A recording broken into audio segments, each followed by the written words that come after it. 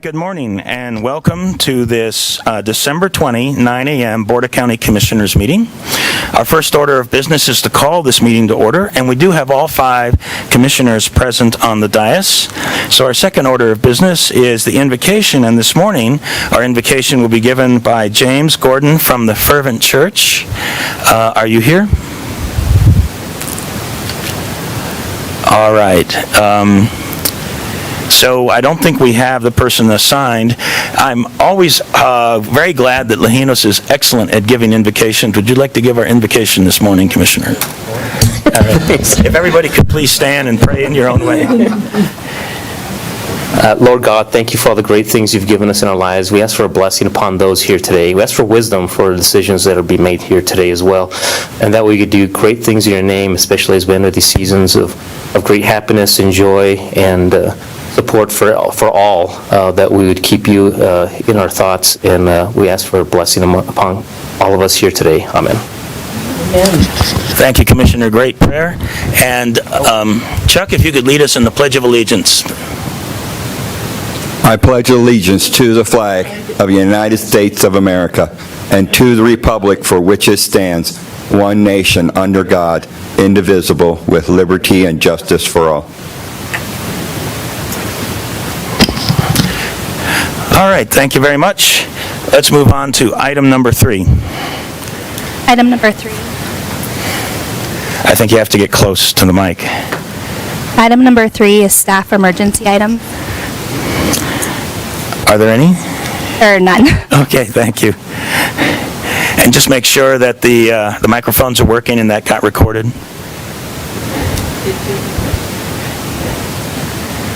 All right, I do see a thumbs up. Thank you very much. All right, outstanding. Item number 4.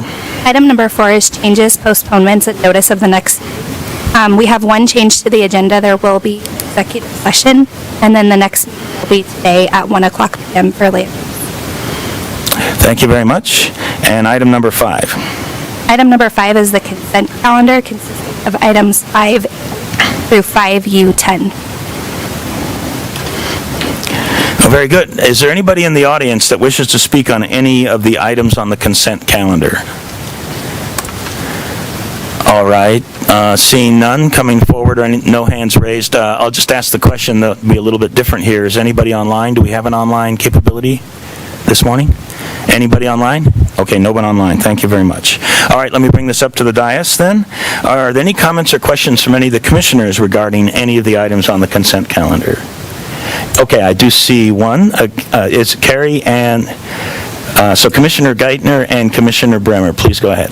Commissioner Geithner. Thank you, Mr. Chair. I just wanted to quickly bring a little bit of attention to item I, which is the resolution authorizing projects to be completed and funded using El Paso County road impact fees. I am just really excited about this item. This item includes the funding for the intersection at Rex and Meridian and Falcon, which has been an intersection that the community has been waiting to see funding on for some time. And so I just wanted to point that out, that that's what that item is. And I'm very grateful for this board and staff for working to find the funding for that. It's going to be very welcome news to our community. Thank you. Outstanding. Great comments. And Commissioner Bremer. Yes, I also wanted to call attention to, I lost it when I flipped over to hers. Sorry, item T, 5T. She did not want any fanfare given about this whatsoever, but I wanted to congratulate personally Susan Burt on her retirement. Thank you very much, and I'll echo that. Congratulations to Susan Burt for her great years of service to the public. So thank you very much for that. Are there any other comments or questions from any of the commissioners on the consent calendar? All right, seeing none, I'll entertain a motion for the consent calendar. I'll move approval of the consent calendar. Second? All right, that's been moved and seconded, and I don't believe there will be any other questions. Let's proceed with the vote. Commissioner Williams? Aye. Commissioner Geithner? Aye. Commissioner Gonzalez? Aye. Commissioner Bremer? Aye. And the chair votes aye. The consent calendar passes 5-0. Let us continue with the agenda, and is now item number 6. Item number 6 is comments by elected officials and commissioner liaison reports. All right, Commissioner Williams. My apologies, my apologies. We do have no comments at this point. I could do it now. Let's ask Mr. Browerman to proceed. And my apologies, Commissioner Williams. I forgot that Mr. Browerman was in the audience. And I will always defer to the clerk of recorder first. Well, thank you very much, Chairman Vanderworth, County Commissioners. I come to you a little later after the election than we typically do.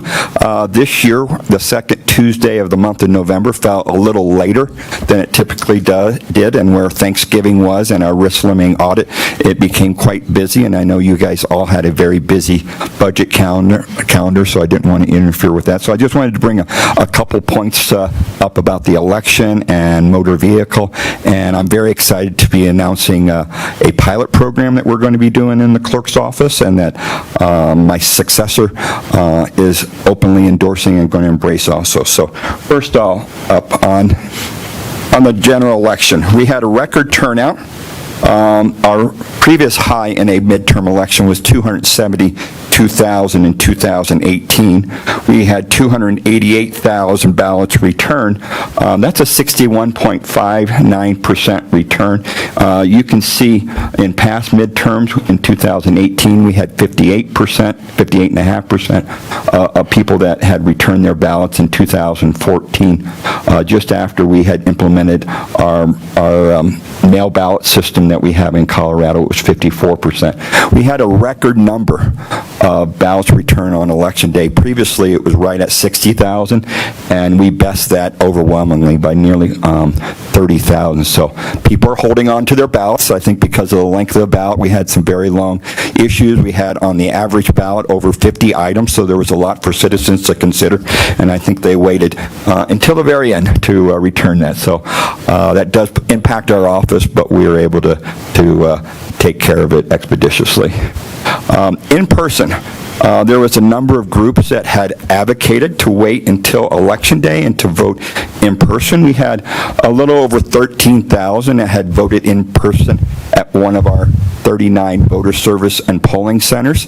You're sitting in the middle of one of our voter service polling centers. This is the assessor's training room, and is also the busiest VSPC that we have in the county here at this location.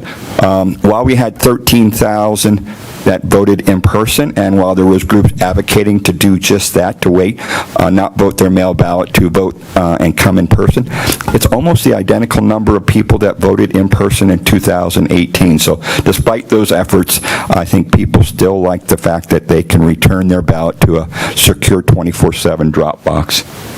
And that percent comprises about 4.5% of the total number of folks that voted in the 2022 general election. Our risk limiting audit. Let's turn the page here for myself. Our risk limiting audit we completed on the 19th of November. It is in essence a hand count. We had pulled a number of ballots, and they are audited. The races that we audited was the United States Senate race, the governor and lieutenant governor race, the Colorado Secretary of State race, the Attorney General race, the State Board of Education member at large, and the City of Colorado Springs ballot issue 301. That comprised a little over 10,000 races or contests that we had verified against the machine count. So hand counting 10,000, almost 10,500 contests versus the machine, and we matched up, and we passed that with flying colors. And that should give people a great deal of confidence in our election. We hear people in the community saying they want a hand count. Well, our risk limiting audit is a hand count, so it does demonstrate our accuracy in our elections. A project that I'm very excited about kicking off, and I'm not a lame duck. This is something that I wanted to do for a few months earlier in this year, but because of election issues and other things going on, a little late getting kicked off. But voter registration is essential to election integrity.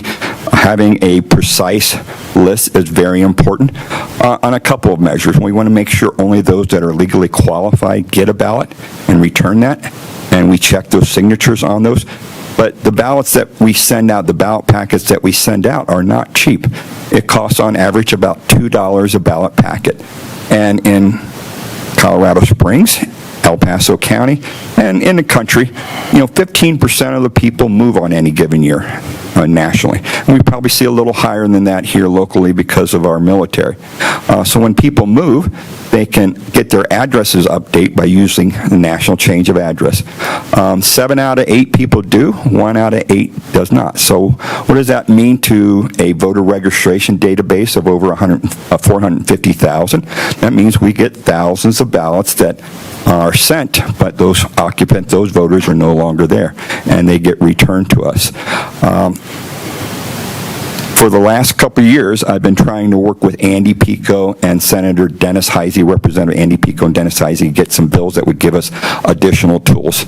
And the makeup of the General Assembly the past 2 years, and probably going forward, is not going to be advantageous to that. These bills that we had ran with the Representative and Senator's assistants failed in State Affairs Committee. So rather than just wait for them, I decided to kick off an additional tool for ourselves. So we're going to be utilizing a vendor that has a very robust address list, and we're going to be bumping that address list up against ours and identifying people that have moved, and then we'll be able to send them a correspondence saying, hey, did you move, and updating their records. We'll be working with the Secretary of State's office, and this will also be a pilot program under the Election Assistance Commission and Republican member Don Palmer on the Election Assistance Commission. So it's something that I'd like to do. It's something that I don't need the legislature to do. I'm going to work with the Secretary of State's office and the Election Assistance Commission to do that. And I hope and I believe that we'll get a lot of benefits from that. And then finally, I just want to hit on a couple end-of-year data points on motor vehicle. So this year we had service so far, year to date, 378,000 people. 230,000 of them had processed a title. Driver's license, nearly 80,000. Express, which is usually renewal or address updates, nearly 50,000. Dealer services, a little over 8,000. And our military service men and women at Fort Carson, a little over 11,000. Our average wait time the past year was 18 minutes and 38 seconds. And then our kiosk, something I'm very proud of, and we have one just outside on the north side of this building. We are at parity of where we finished up in 2021 with a little over 94,000, so it's just a couple more weeks. I believe we'll probably hit that 100,000 mark of our 11 kiosks we have throughout the county. And then finally, motor vehicle title backlog. That number, that graph up in the middle is during the summertime. That's when most people buy their toys, their trailers, their RVs, their boats and stuff like that. So that's when people like to buy that stuff, but that's when our staff likes to go on vacation and spend time with their family. So our backlog gets up a little bit, but as you can see now, we have it at a very low point and a good point to hand off to my successor. So with that, I just would like to say in closing, I want to thank each and every one of you over the last 8 years for your support of your office individually and also of the many departments and agencies under you, from facilities to finance to Facilities Finance, County Attorney's Office, the County Administrator, all the other elected officials from the District Attorney Michael Allen to the Sheriff, to the Security Department, to Steve Sliker, who makes this place available for us during our elections as a VSPC, and the other many nameless folks that I didn't remember up here, but thank you all for helping me be the best clerk I could be over the last 8 years, so thank you very much. Thank you, Mr. Brauerman. Are there any comments from the commissioners for Mr. Brauerman at this point? Yes, Commissioner Bremer. Sure. Chuck, thank you. You have served this community and our citizens with incredible integrity and diligence in making sure that every voter's voice was heard. I'm glad our citizens will still have the opportunity to see your excellent customer service in a new role. But, I mean, you've done tremendous work on really all the pieces of the clerk and recorder's job, not just the one who has gotten a lot of media coverage for elections, but as we see with these updates and reports, your office does so much more than that. I'm impressed with the continually declining wait times, with staff retention, some of the things we don't always talk about, and I'm sure that your successor is very happy with the motor vehicle backlog being down to a reasonable baseline. But thank you for your service. I know that you have personally served with your entire heart in this role, and taken on all the stress that goes with that being a very public thing, so thank you. Thank you, Commissioner. Great comments. Commissioner Williams, please go ahead. I just wanted to thank Clerk Broman for all of his service as well.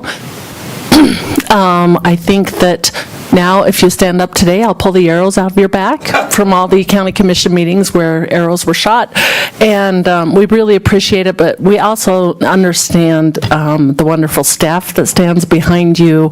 I always tell the election staff, I wish I could bring them cookies during the election when you're on the ballot. That's a conflict of interest.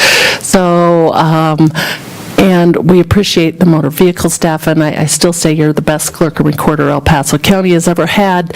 So I tease my husband about that quite frequently. And I do know you're not a lame duck. I just want to know, do all the rubber duckies move with you, or do they stay in the office?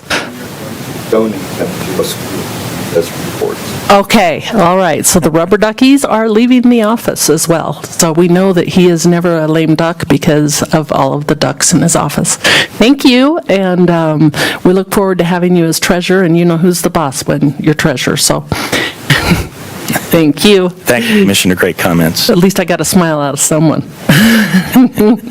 Commissioner Geithner. Thank you, Mr. Chair. I, too, also just want to express my gratitude for your tremendous service. There have been a lot of very interesting things that have happened in your time as clerk and recorder. I'm grateful to see that you will still be in service to our community because you are such a valuable asset. But also, really appreciate this report. It's amazing to see what you have accomplished, what you continue to accomplish right up to the very end.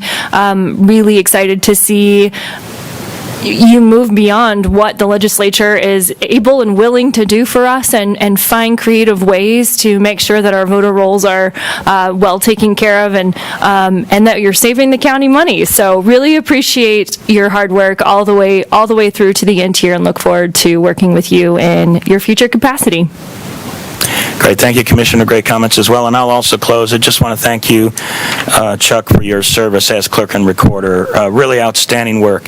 It certainly has not been easy the last couple of years with the election challenges and the COVID and a lot of other things that have been going on. I feel like you and the entire team has continued to do a great job. And we've come out of these challenges with in a great position, not just for the clerk and recorder's office, but in so many different ways for the county, but certainly including the coroner's office. And it is something that I say often, you know, when people have come to us and asked us to do one thing or another with regard to elections, taking maybe in some cases, some radical kinds of positions. But I have told all of them, look, I cannot speak for elections or election integrity in other counties, and I cannot speak to that in any other state, but I can speak to election integrity in El Paso County, and we had it. And we had it because of you and the team. I just want to say thank you and express my gratitude for that. And here you are, even in the last few weeks, continuing to innovate to ensure that citizens can have confidence in our election process here in El Paso County, and I think we've delivered it. I think we'll continue to do so. Thank you again for the great work for you and the entire team. All right, thank you very much. Let me bring this now up to the dais, and Commissioner Williams now, if you'd like to proceed. Okay, thank you. I wanted to, first of all, wish my husband happy anniversary. I've managed to put up with him for 36 years, or he has managed to put up with me for 36 years. So we're not so sure which one is the truth. And I wanted to also, before Christmas, thank all of our wonderful employees for the wonderful job that they do. And that's just not only our frontline employees at Department of Public Works, at the Health Department, at DHS, but also all of the ones in the Finance Department and the County Attorney's Department who do the facilities, and security too, who do the other jobs at the county. We really appreciate all of you. We will not be having another meeting, and I will be out of town when our sheriff retires. Sheriff Bill Elder, I have been honored to serve with you for the past 8 years that you have served as sheriff. You're wonderful. We're going to miss you greatly. We don't know if there's going to be a move associated with your retirement, but Bill and Joy are personal friends, and I am out of town for their retirement party, but I wanted to tell them I would miss them very much when Sheriff Elder leaves. So the other thing I want to talk about is a bit more sobering. So with the holiday season, there are many of us who struggle with mental health. Over the weekend, my husband and I had a friend commit suicide. It's not for me to put the blame on any one person or to state what led up to this suicide. It's a really hard thing for his family and friends to deal with, as it is with anyone else. I ran into someone at church who had one of their high school friends had committed suicide. So I wanted to say in this holiday season to take the time for yourself. If you decide not to send out 300 Christmas cards or take cookies to the neighbors, it's okay. To drop a Christmas tradition. You don't have to consistently run yourself to make sure that Christmas is the all of traditions for your family. And there are many people who are hurting in the community, including the victims of Club Q and their families. And so take some time to say a prayer for them. I wanted to just remind everybody to keep up their mental health. If you're a veteran, 988 is the suicide hotline. You can always check El Paso County Health's website for mental health tips during the holiday, elpasocountyhealth.org.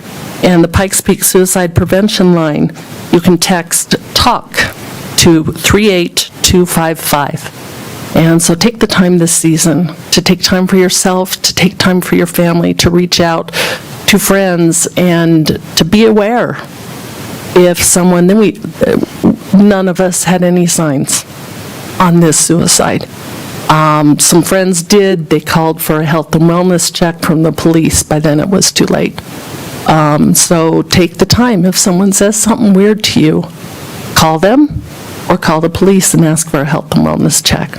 And I hope everybody has a wonderful holiday season and that their family and friends remain safe. Thank you. Thank you, Commissioner Williams. I'll just say I'm so sorry for your loss and Wayne's loss, and I appreciate the excellent comments that you just made. Thank you very much. Commissioner Geithner. Thank you, Mr. Chair. I think those are great things to remember. Had a conversation recently with our county administrator, and then an article popped up in one of my news feeds about taking breaks and how important that is when we are all working so hard all the time, and that it's okay to take a break. So I think that there's a theme here that's really important for all of us. I know that's really difficult during the holiday season, and sometimes always. And I know that not everyone has that opportunity to take a break and is working through the holiday season in many different roles. So I agree and appreciate those comments, and hope we will do everything to also help our neighbors take breaks. If you're in a position to be able to help and you're not already overtaxed, to take that time and help our friends and neighbors, because that is so important. I also wanted just to, as a reminder, if our community has not looked at the weather forecast for this week, it is going to be incredibly frigid. So take the time, think about the things that you need to do to prepare for that, because certainly this is a very unusual, incredibly cold week that we are going to be facing here. I also, of course, want to just say Merry Christmas to everyone. I know that the holiday season, it means many different things to different folks, but I know that my family is very much looking forward to spending time together. I am so excited that my teenage sons still enjoy making gingerbread houses with Mom, and so we are really looking forward on those, maybe during some of those frigid temps, to turn on the oven and bake those gingerbread pieces and do all of those things and stay home toasty warm and celebrate and do some of those things together.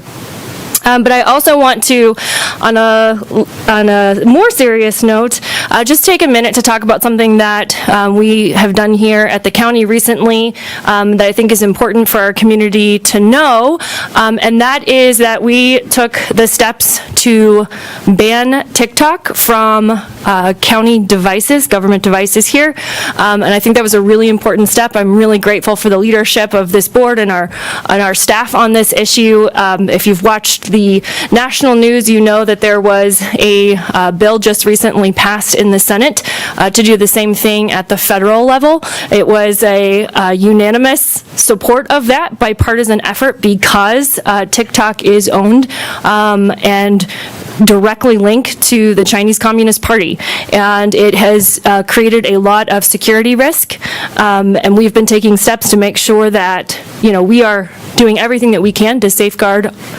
everything at the county, and by extension, our citizens. So grateful for that work, and just wanted to just kind of talk about the fact that we are taking very proactive steps and a little bit ahead of the federal government here, which is never a bad thing. So, and that's all I have.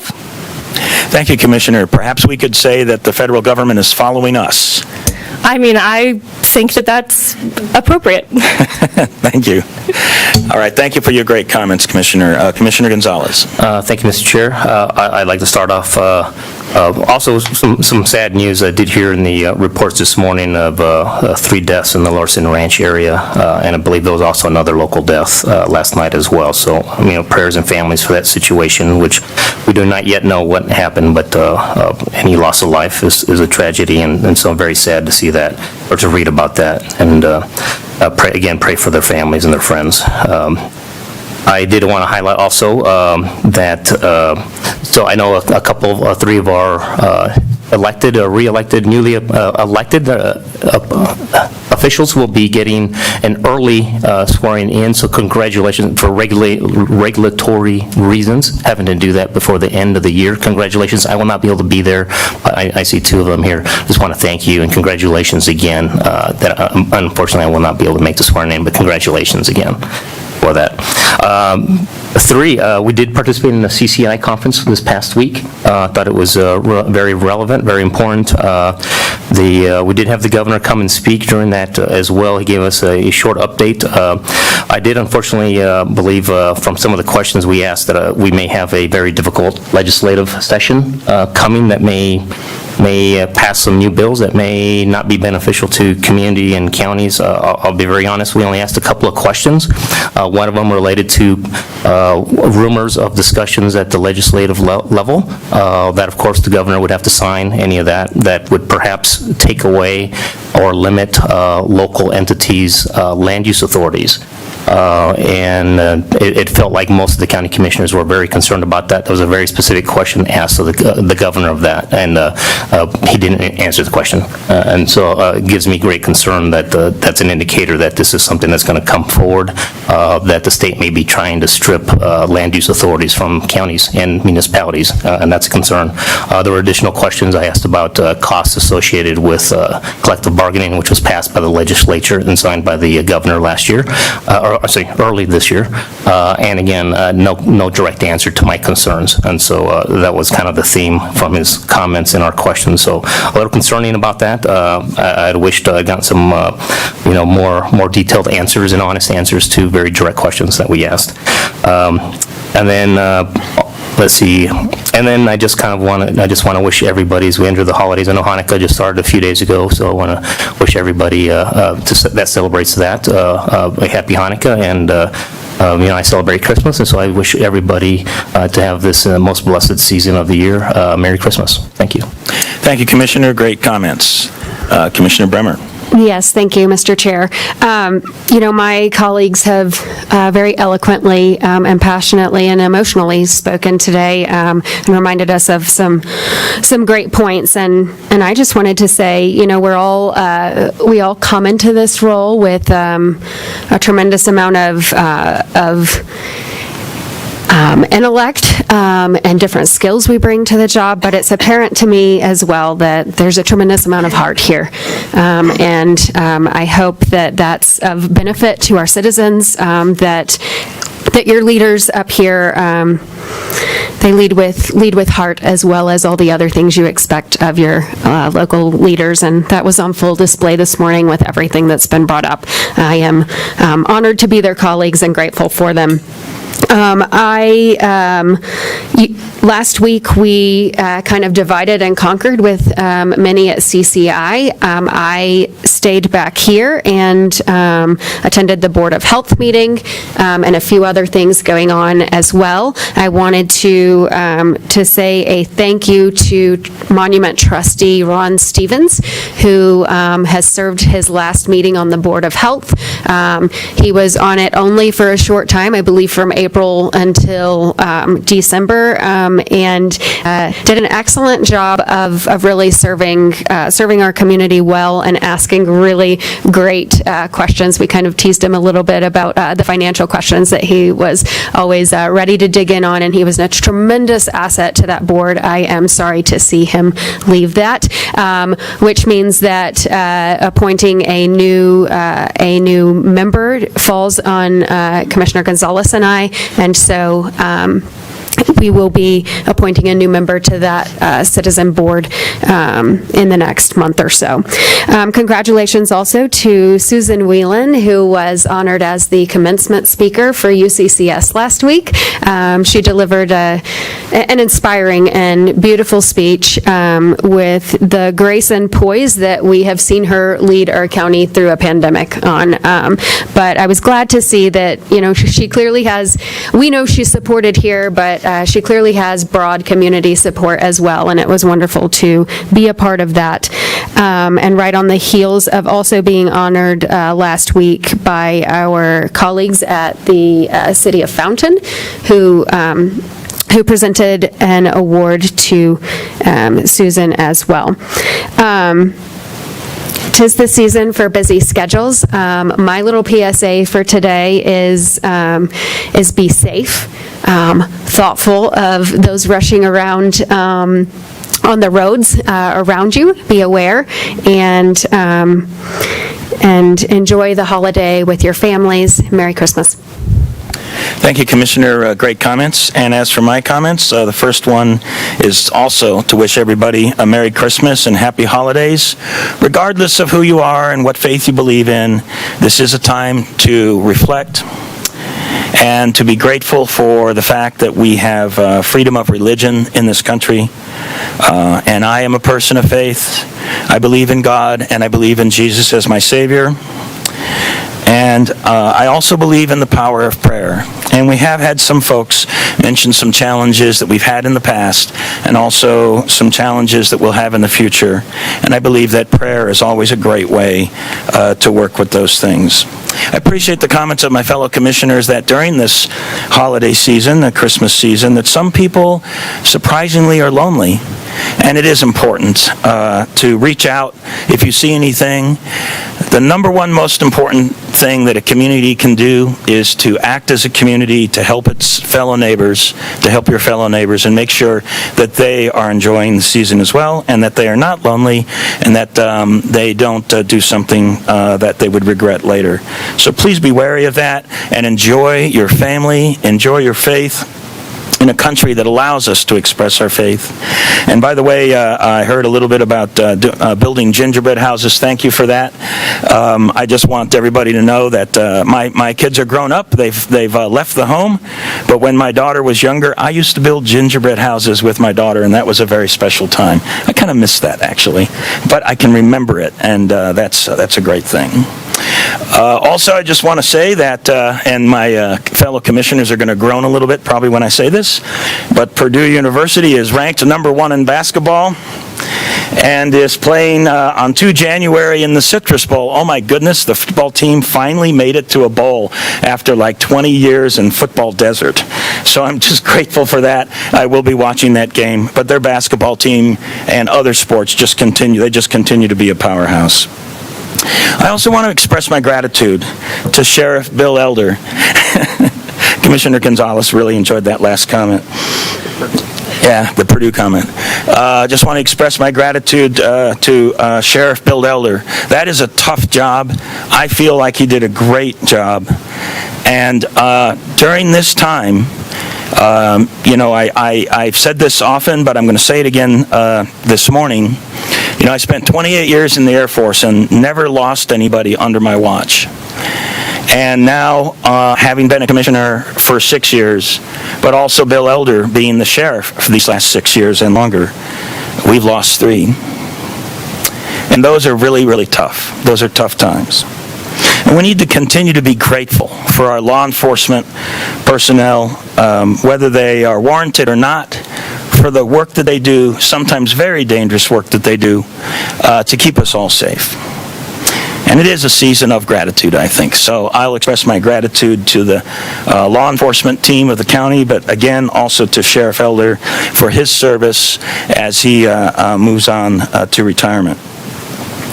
And also appreciate the comments of my fellow commissioners regarding the Colorado Counties Incorporated winter conference that we just went to. I think there was some good actions that we took in this conference. One of those was to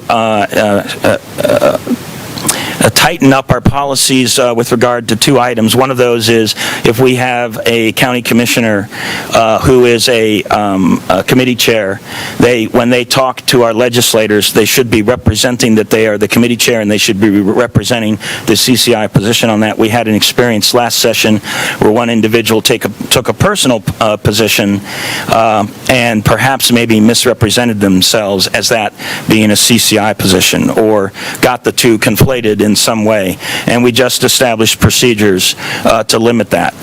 If they are there representing CCI, they need to express the CCI position, whether they personally believe in that or not, and I think that was a good step that we took at the conference. And then the other one that I think is important, and we did have an experience of this in the last session, and that is the legislatures sometimes do not present the written word for a proposed piece of legislation until the very last minute.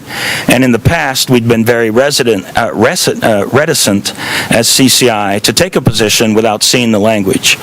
But since we are likely to experience that again, I think it is important that if we're aware of a piece of language, we should maybe take a position on that in advance of the words, especially if we feel strongly one way or another about it.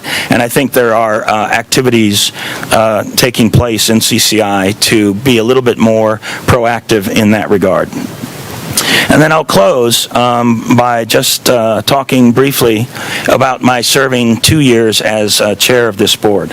And it is customary to serve either 1 or 2 years, and I have been grateful that this board has placed their trust in me to be the board chair for the last 2 years. So I want to personally express my gratitude to my fellow colleagues for letting me serve. And in January, I'll be stepping down, and we'll be electing new officers.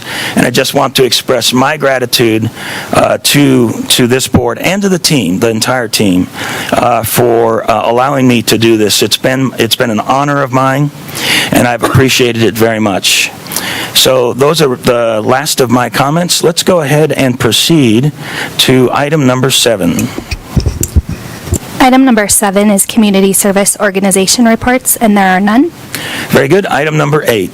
Item number 8 is public comment on items not scheduled on the agenda. This is the opportunity for the public to speak on an item not scheduled on today's agenda. And Mr. Chair, there was no one that signed in beforehand. Okay, very good. Oh, no worries. Whether you signed in or not, if you wish to speak, we will give you that opportunity. And just a moment, let me just ask if there's anybody online at this point. There's no one online, okay?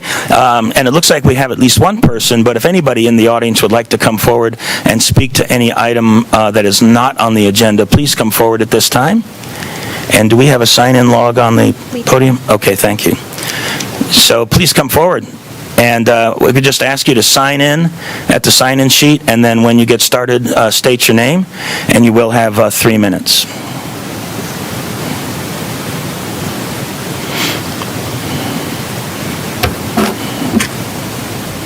What is this?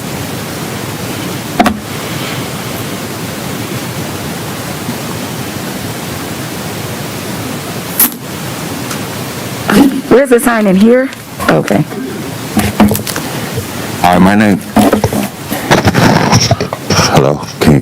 My name's Courtney Mallory. I'm a farmer out East Colorado, and I've been experiencing some bullying. And I heard you say something about freedom earlier, and I feel like my freedom is being infringed upon. I'm sorry if I'm a little out of breath, and the way I'm dressed, I got cows giving birth out of season, so this is what I'm dealing with. But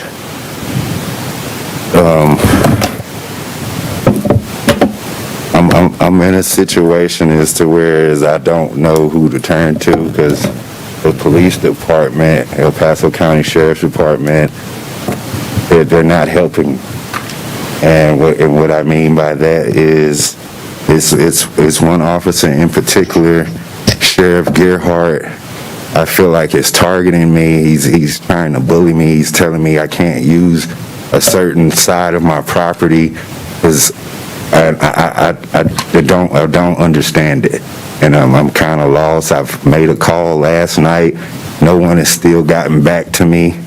People are calling. People are threatening to hang me out there.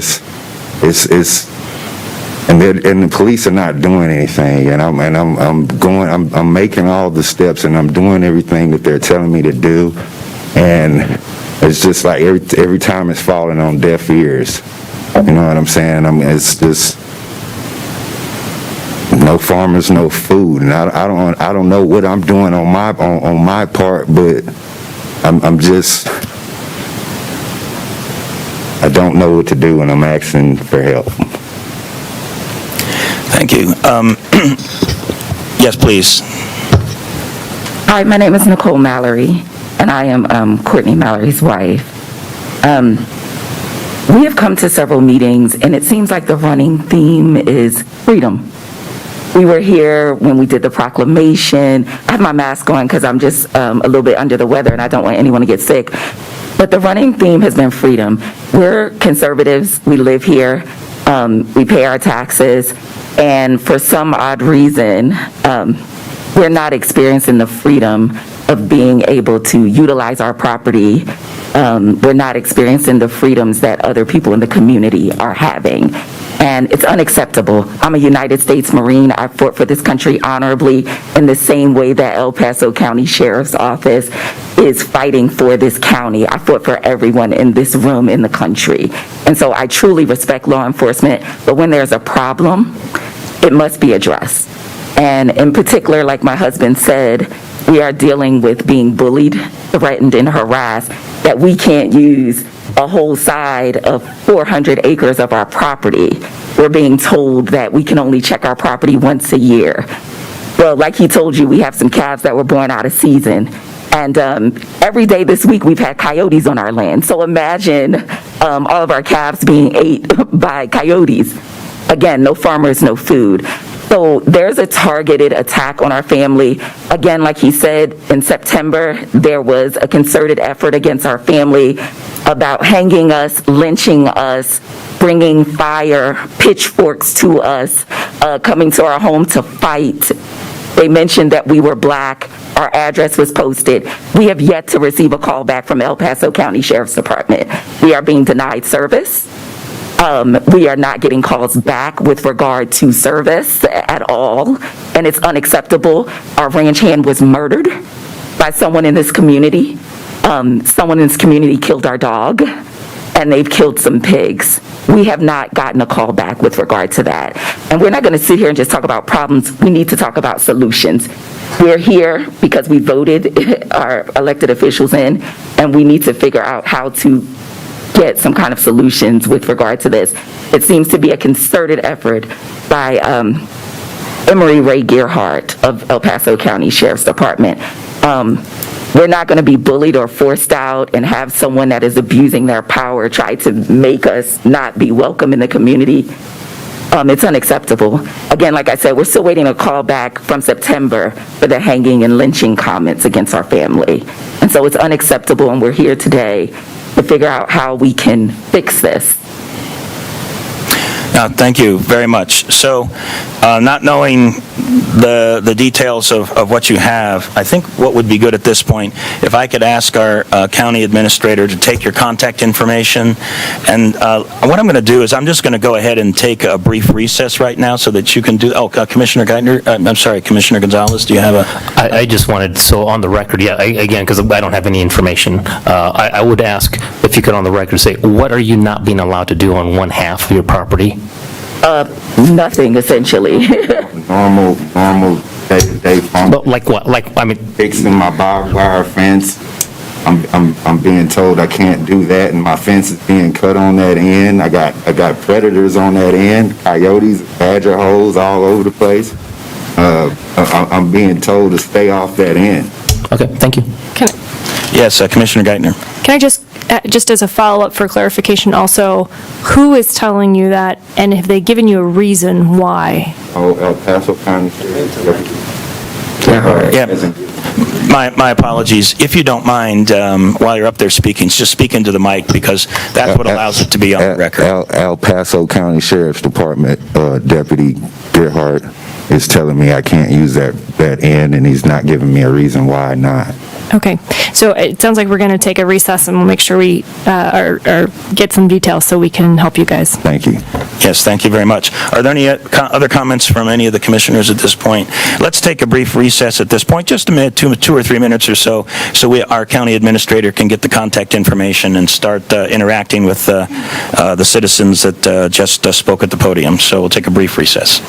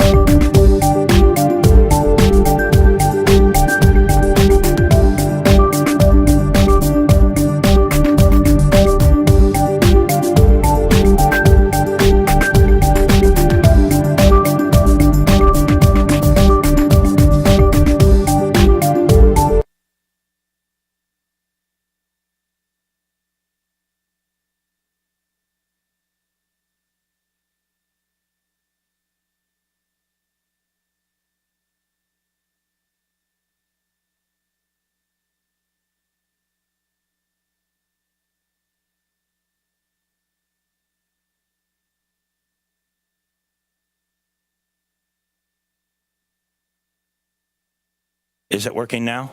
There we go. Thank you. I had it configured properly, don't know what was going on with it, but we have now reconvened our 9 a.m. meeting, and we do have all 5 commissioners present again. Is there anybody else in the audience that wishes to speak on an item not on the agenda? All right, seeing none, let's move to item number 9. Item number 9 is the called-up consent calendar. There are no items called up. Very good. Item 10. Item number 10 is the 2022 mill levy certification. Mark Flucher, Deputy Assessor. Good morning. Good morning, Commissioners. Mark Flucher, Deputy Assessor. And this item before you is a request for certification of the 2022 mill levies. Property tax authorities in our county were required to submit mill levies for the 2022 tax year by December 15th. This board is required to certify these levies by December 22nd. Our office tracks 375 taxing authorities. 284 of those are levying a property tax for 2022, payable in 2023. Provided in the packet to you is a certification for those 284 entities. Very good. Are there any questions from any of the commissioners regarding this item, the 2022 mill levy certification? That's a lot of entities. No question, just a comment. So thank you very much, and we're looking forward to working with you. You're welcome. Thank you. Very good. Any other comments from any commissioners? All right, seeing none, I'll entertain a motion for item 10. I move approval of our 2022 mill levy certification. Second. All right, that's been moved and seconded. Let's go ahead and proceed with a vote. Commissioner Williams. Aye. Commissioner Geithner. Aye. Commissioner Gonzalez. Aye. Commissioner Bremer. Aye. And the chair votes aye. That passes 5-0. And I have the understanding that you need this signed right away, so I'm going to go ahead and sign it immediately now that it is approved. You might dress better than Steve. So we did have one comment from a commissioner that was just given. Thank you. If you could pass that down. Thanks very much. All right, let us move now to item 11. Item number 11 is the resolution approving a tax increment revenue agreement with Colorado Springs Urban Renewal Authority for the Hancock Commons Urban Renewal Plan. Nikki Simmons, Chief Financial Officer, Stephen Klafke, Chief Deputy County Attorney, and Crystal Latier, Executive Director, Economic Development.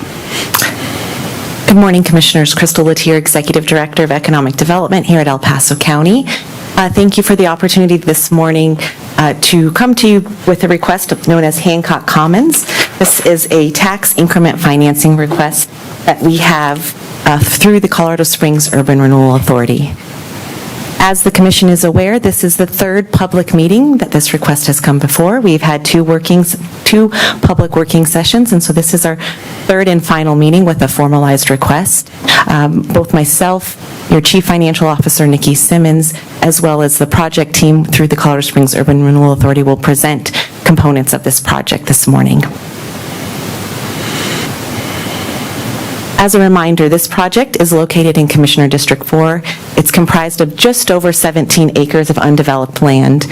The main infrastructure components of this project will be rerouting and realigning Hancock Expressway near the north end of the property. The plan consists of approximately 150 to 180 apartments, 72 to 87 townhomes, and then 14,000 square feet of commercial space. Those housing units, while not subsidized, will help with affordability in our region by adding more supply to our market. The next few slides are just some maps and renderings, again showing that project site. A site plan showing both the residential and commercial components. And this focused primarily on those neighborhood businesses and commercial components of the development. As a reminder, the specific request we have before us today is that the project is requesting 100% of the county's property tax mill levy, as well as 50% of the county's 1% sales tax revenue generated from on-site sales.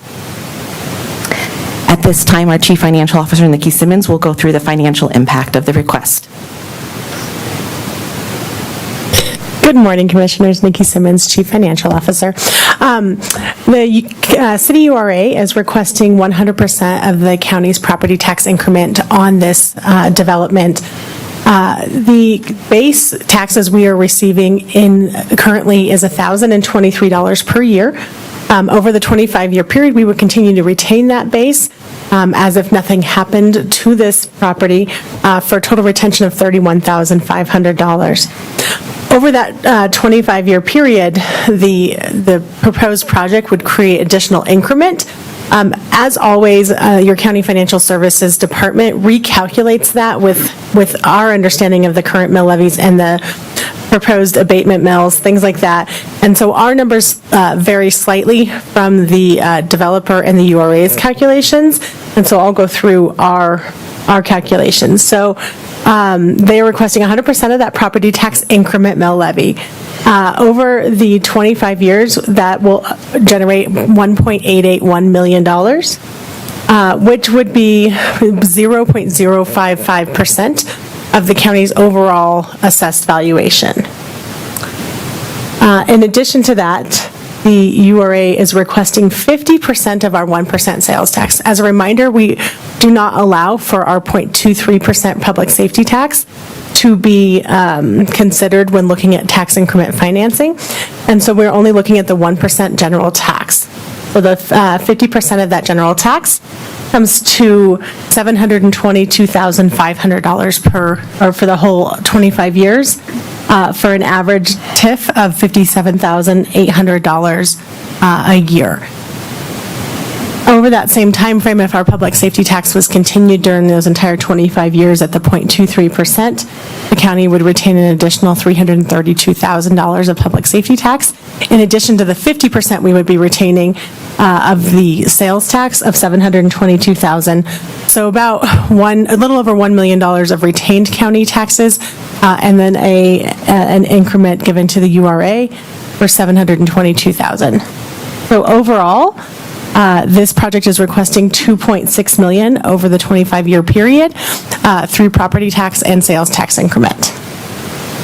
In addition to that, as we know, there are always questions regarding a metro district. This project is proposing a metro district on this development with a 30 mil property tax to support their ongoing operations and debt service. Due to that property tax being implemented and levied by the developer, our specific ownership tax would be reduced over that time frame of about $62,000 in total, just over $2,000 per year as a effect on county revenues. And so when we look at all of this, as you're aware, in year 2020, or the 25th year, the entire amount would then be subject to the county's Tabor cap. And so we look at what amount that comprises, and it's about 0.017% of the county's Tabor base would be included in this. And overall, 0.027% of the county's tax base would be put into this tax increment financing. And that's all, unless there's any questions for me specifically, that's all I have for you this morning. Thank you very much. As we continue on the conclusions on impact of the project, some of these things have already been noted in today's discussion, but just a reminder that 14,000 square feet of additional commercial space will allow for retail, restaurants, and neighborhood businesses to service that area, which entails creating additional jobs for the region and increasing our sales tax base. I had mentioned the addition of the housing units. While they will not be subsidized, adding the inventory will most definitely help our housing market. The project will also develop blighted land and will have a positive impact on the surrounding areas, really acting as a catalyst for additional commercial development along the open areas near this region. And then, of course, El Paso County, as Nikki just mentioned, will generate a significant amount of property and sales tax revenues upon the conclusion of the TIF in 2046. At this time, we would like to bring up Mr. Jariah Walker, the Colorado Springs Urban Renewal Authority Executive Director, to give some further information about the project and its impacts. Good morning. Good morning, Commissioners. Jariah Walker, Executive Director of the Colorado Springs Urban Renewal Authority. I'd be remiss if I didn't give a shout out to your excellent staff. Nikki and Crystal are always a pleasure to work with, and I recently had to work with Scott Anderson on a communications and public relations release, and he's incredible as well. So you've already got all the numbers, of course, that were already presented. We had made a promise to this body that we would only come in with what we needed on the project, that we wouldn't come in and say, we need 100%, every time, and then have it go from there. So want to reiterate this point that we only come in with what the project needs. And so this project only needed to make it work that half-cent sales tax ask, and that's why we're here, not asking for the one. Obviously, the improvements that are going on in this area, it was mentioned that it's going to help area development. There's a parcel directly to the north of this site. It's actually on page 5 of your impact report in your packet. But on that site, because it'll now have frontage and it'll actually be able to be developed, that's something that by supporting this urban renewal area, all the tax entities will immediately benefit from that brand new development. And then also the revitalization of Southeast Colorado Springs. Again, and we were working with Scott on this, the Amagra project that this body approved, Panorama Heights is what it's called now, over on Verde and Zebulon, the Urban Renewal's first affordable housing project on the southeast side. Really, we've been working hard to get more projects within this area. It's critical for the future of the area to keep developing in it where we can. There are no coffee shops. There's no independent coffee shops in this area. There's no breweries or places where someone can go for a meeting or even go just get a cup of joe and talk with some loved ones. It's very, very difficult. Everyone who has supported this project, the retail, has been a really strong draw to why they've supported it. Speaking of support, just for a taxing entity update, Harrison School District 2, 100% support to the project. Pikes Peak Library District, 100% support to the project. Also, the Planning Commission, under state statute, has said that this is in 100% compliance with the city's comprehensive plan, which is one of our requirements. Once we get through this body, hopefully with approval of what we're asking for, then we'll be taking it to City Council. I expect it to be at City Council work session sometime in January, and then hoping for a final vote from them in mid to late February. So other than that, happy to take any questions. I do want to say we do have Travis Easton, who is the director of the city's Public Works Department, here with us today. If there's any questions around PPRTA issues, I know some of these have come up in past meetings. I think we've answered those, but if for some reason there's some that are still on the table or there's any doubts, I do have the expert with me here today to answer any questions. And other than that, I'll turn it over to you, Commissioners. Thank you very much. And it looks like Commissioner Gonzalez, you have some questions or comments? Thank you. Yeah, I think it would be good just to, for the record, make sure they're accurate statements, because I've made some statements. I'll just make sure they're accurate. So I don't know if the city would be willing to answer a couple of questions, and I've got a slide or two, and then we can come back and ask a couple more. So if that'd be okay? I mean, just two basic questions. One is this Hancock Expressway, the straightening of it, a PPRTA 2 and a PPRTA 3 project for the city? Correct. It is on the Travis Easton, Director of Public Works. It is on the B list for the current PPRT authorization, and we placed it on the B list for the RTA 3 authorization as well. Okay. And then last week's meeting, I was at a PPRTA meeting, and this is where discussions were previously with Mr. Walker on the PPRTA. So, however, last week we learned more information. So Gail Sturdivant, does she work for you? Correct, yes. Okay, so at PPRTA meeting last week, of which a couple of us are board members, she indicated that the city could be going to PPRTA B-list projects in this current PPRTA 2 project listing in the near future, so during PPRTA 2, and that the potential, optimistically, was as much as $17 million available for B-list projects. Is that accurate? I was not at the meeting, but that sounds accurate, yes. Either way, the sentiment of using any underspend for RTA 2 is certainly a goal for addressing other projects, so yes. Okay. Thank you. Okay, great. Thank you, Commissioner. Are there any other questions? I have a few, but I'll reserve those in case other commissioners have questions at this point. Okay, and then I would like to, Blake, could you show the slide I asked earlier? Oh, I'm sorry, Commissioner Gonzalez, you were not. Like I said, I said I wanted to show another slide. Yeah, please It might be proceed. helpful.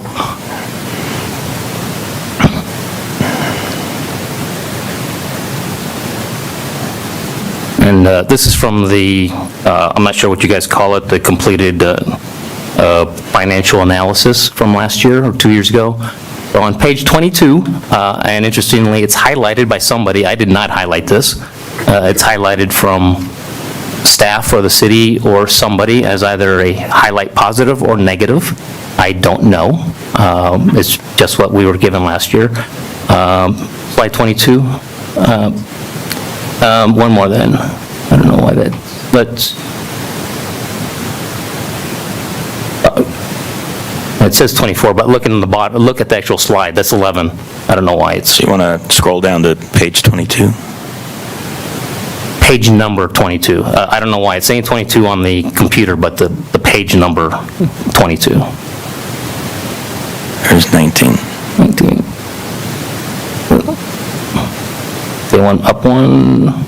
Okay, the highlighted part, again, I did not highlight this for effect or anything like this, somebody highlighted this. So at some point, there was the original plan was asked the full 2% of the city. So I'm just highlighting that as what's in the report.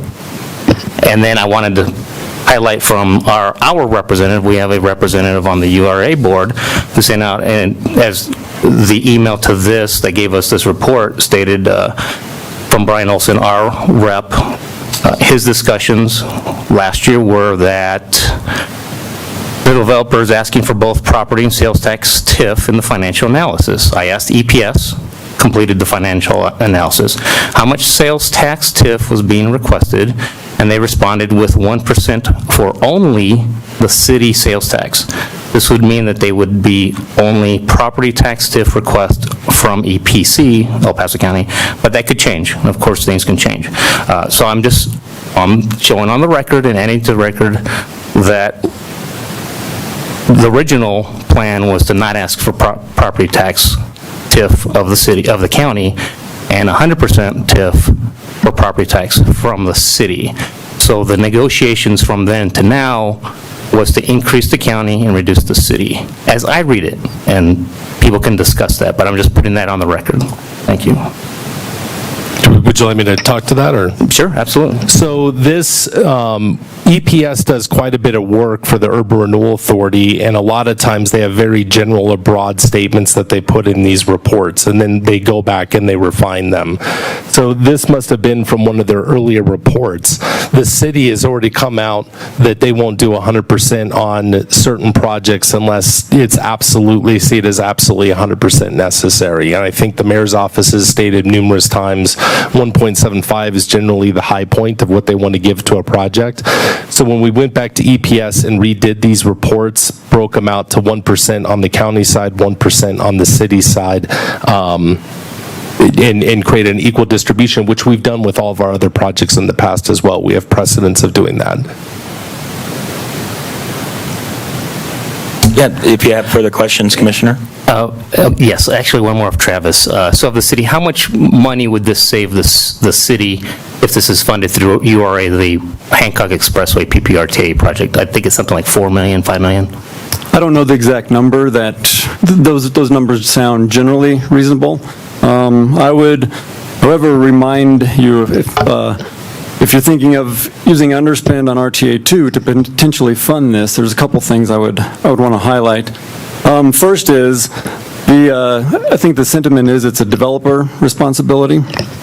There's obviously city ordinances that say developer shall construct roadways, utilities, et cetera, et cetera. There's also a PPRTA policy number 20 that states if the PPRTA were to fund a developer responsibility, we would just need to go back to the developer and then reimburse PPRTA. And then the other thing, any underspend we are hoping to get, and hopefully we do, there are other safety projects that would prioritize more highly than this, and I was just speaking with a representative in Commissioner Geithner's district yesterday about the Mark Shuffle project and safety issues there, so that would prioritize more highly as well. And I absolutely understand those. I did want to confirm, though, that around $4 million, this would be potential underspending for the city in the future. That sounds in the ballpark. I don't have an exact number, though. All right, thank you. And then I apologize can I ask one question of staff? So, Yeah, please proceed. and then I'll let it go to everybody else, and everybody can use the information that I hope I've put out there. So, we were asked to provide about $2.6 million. Oh, that would be. Oh, I'm sorry. So $2.6 million to this? That's correct, Commissioner. Over the 25-year period, it'd be $2.6 million in total, which, if you discount it to today's dollars, would be a lot less than that, but over the time frame, $2.6 million is accurate. Okay. And then from an email from Ms. Latier yesterday, how much is the city providing to this through URA? It's approximately 2.1 million. Yeah, go ahead, Crystal, you want to say it, but let me pull it up exactly. Have this It was approximately 2.1 million. Okay, and so that's on the record for a project that is a city PPRTA project that will possibly give the city an underspending of about $4 million in the future. The county is being asked to provide more money than the city by about $500,000. I'm just stating that for the record. Thank you. Are you figuring sales tax into that too, Commissioner Gonzalez? Okay, thank you. Appreciate your questions, Commissioner. And Commissioner Williams, I think you had some comments or questions as well. Yeah, my only question, and Mr. Easton again, was actually related to the Pikes Peak RTA. I believe that if we had 17 million in underspending in the next 3 years of the Pikes Peak RTA, that was going to be prioritized primarily to Mark Shuffle, because that's where there's a great need to get our service members to work every day. Yeah, really, we're looking at two projects. I mentioned Mark Shuffle, that is certainly one of them. The other would be Powers Phase 2. I think some of you and myself met with the developer there, and part of the plan to fund that was underspend with RTA 2. So we're really looking at two priorities with any underspend on the current PPRTA authorization. Putting funding towards Mark Shuffle to advance that, and then also underspend going towards the Powers Phase 2 project as well. So those are the two priorities that we're looking going forward with. And so those who are listening understand Powers Phase 2 is actually from Highway 83 to Voyager Parkway, so it would eliminate individuals going down Voyager Parkway to get over to Highway 83 or up Voyager Parkway to get over to Highway 83. So it would divert traffic off of Voyager as well as North Gate. So those are the two projects I thought the city might be prioritizing. Thank you. Great, thank you, Commissioner. Other comments? Yes, Commissioner Geithner. Thank you, Mr. Chair. These are always complicated decisions, and one where there are many, many moving pieces, and this one in particular. I appreciate Commissioner Gonzalez pointing out some of those things. I think they're very valid. I have spoke very passionately in the past about some of my concerns around URA and TIF and its utilization. Many of those things still linger. I've also had some great conversations with other members of this board, about our potential to collaborate on some projects that are really important, which I've also really appreciated those discussions. So a lot of this for me comes down to number one, we don't get to make decisions that the URA makes regarding blight, say. I've heard various different opinions from others about whether they think that was an appropriate use. We don't get to make those decisions on our own here, but certainly it can factor into whether these requests, I think, are valid requests. I also, hearing several of these things, feel very conflicted from hearing this is a developer's responsibility. Well, if it's a developer's responsibility, why are we asking the county to do this? That really does concern me, because I'm looking out for taxpayers and their dollars, and there are projects that I think this could be very there are projects that I think it is worthwhile to look at. I actually am a little concerned that, by saying it's the developer's burden and then shifting it to different government agencies, well, then we're really not following the intent of what the city was saying and making it a developer burden. If the city is so concerned about being a developer burden and that burden is too high, then maybe they should take a look at their policies. Those are the things that come to my mind. I don't know that it is fair to the developer in this case to have to bear the burden of this entire project. I think that, when we have developers that come in, they need to pay their way in terms of making sure roads are upgraded, and we typically do that here at the county.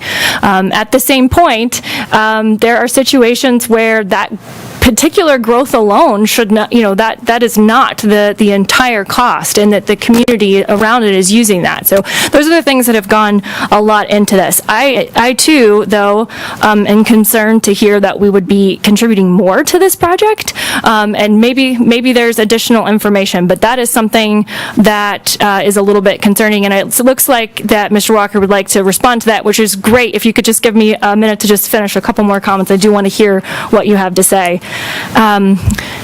For the public's benefit too, though, because this is such a complicated process, I do want to point out when we come up and we say things like Harrison is given, a unanimous, they're all in on this. Well, that is true, but at the same point, it is my understanding, Mr. Walker, and I hope you can answer this for me, that the state backfills that. So it's very easy to say, yes, let's give up money when we know that it's coming back to us anyway. So there are a lot of pieces to this, and I think the public deserves to really understand this process, and quite frankly, I really want to understand it and hear the rest of what you have to say, because it is very important to this decision. Thank you for giving me that opportunity, Commissioner Geithner. So, yeah, we were going through the report because I knew when that number came up, that did not sound correct. So, for El Paso County property tax revenue, and this is just going off of the consultant report. You already heard from Nikki how there's some slight adjustments, but $1,190,000 is what that increment is over the 25-year period. City of Colorado Springs obviously collects less in property tax revenue. That amount to $643,000 in change. Where the difference really is in the sales tax. So from the city side, or El Paso County sales tax increment to the general fund, El Paso County, $722,000 is that number.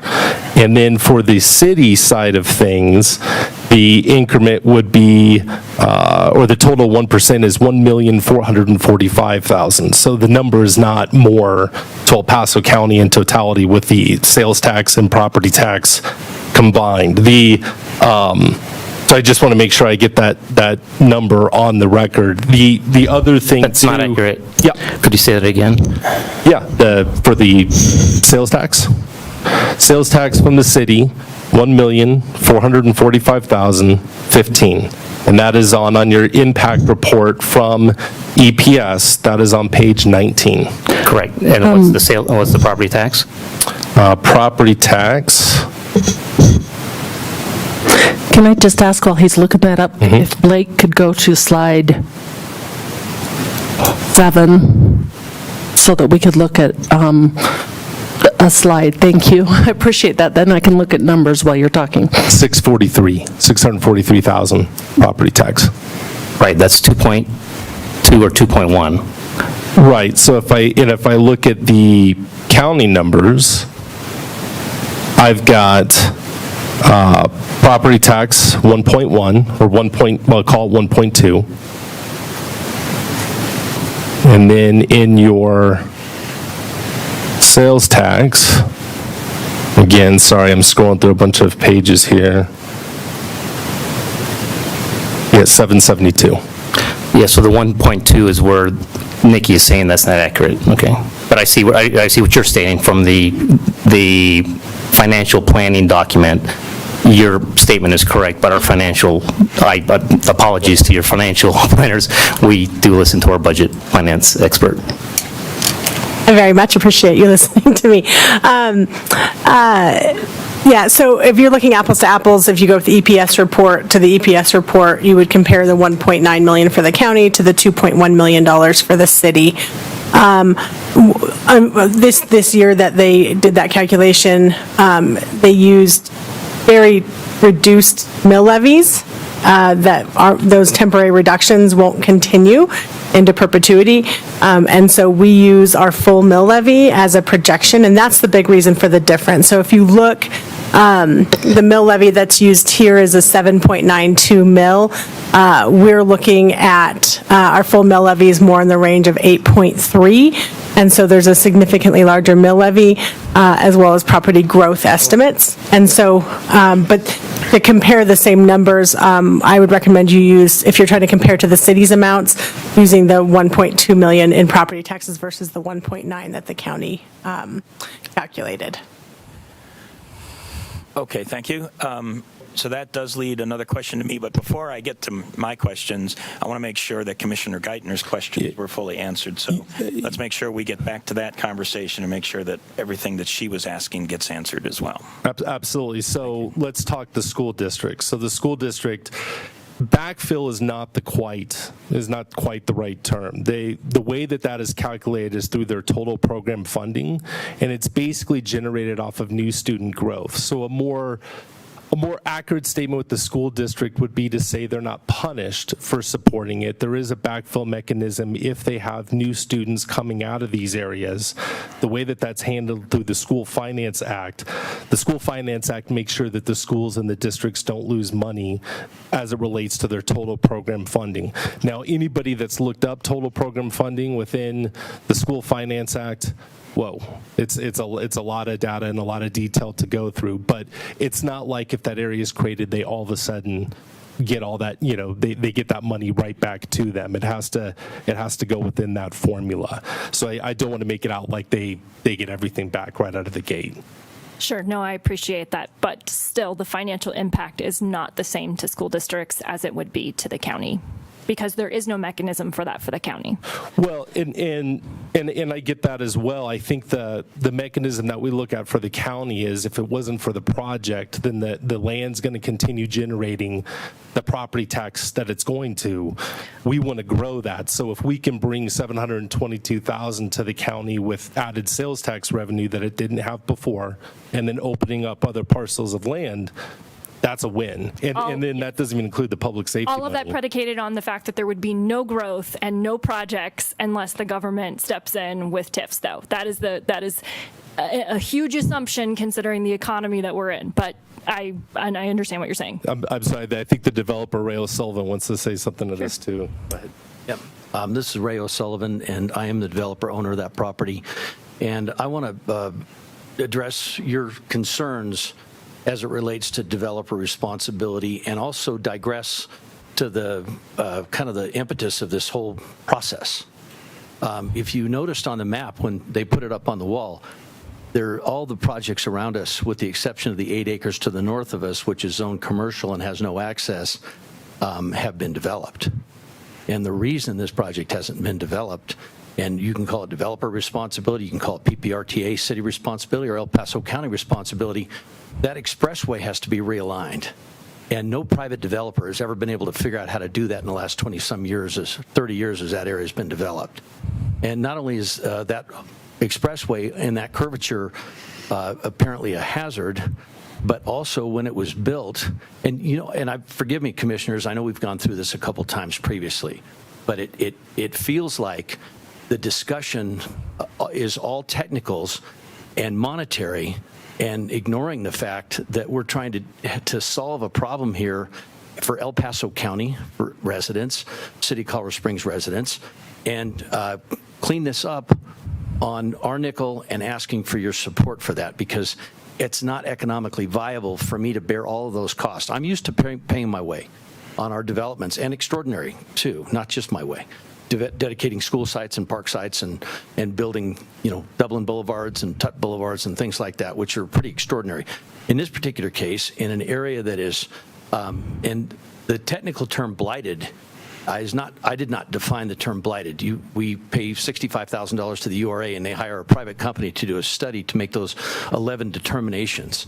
like Interquest Parkway, for example, that was determined to be blighted. So this project has not been developed because the economics of that particular area to solve a global problem for the community was not viable. So when I took on the project, I knew full well that I needed the support of a metropolitan district, which is a burden on our homeowners and disadvantages us from a marketing perspective, but we typically can overcome that because the mill levy's quite low there to start. So even adding the mills, we're still around 110 mills or something like that, which is very competitive nowadays, but also needed the support of the Urban Renewal Authority. I started this process almost 2 years ago, and I would never have bought the property if the Urban Renewal Authority had not encouraged me to do it and said they were trying to incentivize developments, infill projects on the southeast side of town. Because, I've got plenty else to do, but I thought this was a nice area, good opportunity to do entry-level housing, lower-end apartments, not like the urban style apartments that are being built by the thousands in this town right now with huge amenities, et cetera. It's a 3-story Woody Walkup type property with a nice clubhouse, but not a $3 million set of amenities that somebody has to try to overcome with rents. Right between downtown and the airport area where there's supposedly a lot of job growth. So all those things set up for me to try to tackle this problem. And Commissioner Gonzalez, I know that you're, in my opinion, actually helping me by encouraging PPRTA to solve this problem. But the previous owners of this property waited 20 years for the city to solve the problem, and every time somebody put the property in contract to try to develop it, they hit the same wall. And it's worse than that, because when the drainage system, and drainage as for developers the last 4 or 5 years has been our biggest issue, trying to because the city used to be able to kind of work with you to solve drainage problems, plus or minus 10%. Now there's no grace. Well, the city of Colorado Springs lost a couple of lawsuits to the EPA and the city of Pueblo, and there's no grace on drainage. When you do protect the downstream property owners from your project, it's 1,000% correct or not approved. And this project, the drainage was undersized under Hancock Boulevard, if you ever drive that way. And when it rains in Colorado Springs, we get it all at the same time, right? We get 15 inches of rain over 5 hours or whatever. So that drainage system is a failed drainage system, which I'm also asked to solve, which channelization and the new standards for drainage and water quality on top of detention, these are very onerous tasks. So we approach this thing, and don't misunderstand me. I'm doing this to make a profit, absolutely. But I'm also doing it because, I'm competing with national home builders that, write $30 million checks for pieces of properties, and I'm trying to do small infill projects around town. So I thought it was an opportunity. The big guys, Lennar and Richmond Homes, all took a run at it, and none of them have the patience they buy properties that are ready to go. They'll pay up for them, but they buy them when they're ready to go. None of them have the patience to go through this process, and that's not a criticism of the process. It's an opportunity for me, right? So without your support, this project doesn't get done. And I can hold the property and wait for PPRTA, but I usually try to use my money on a cycle. I'm not a long-term investor. I'm not a young developer.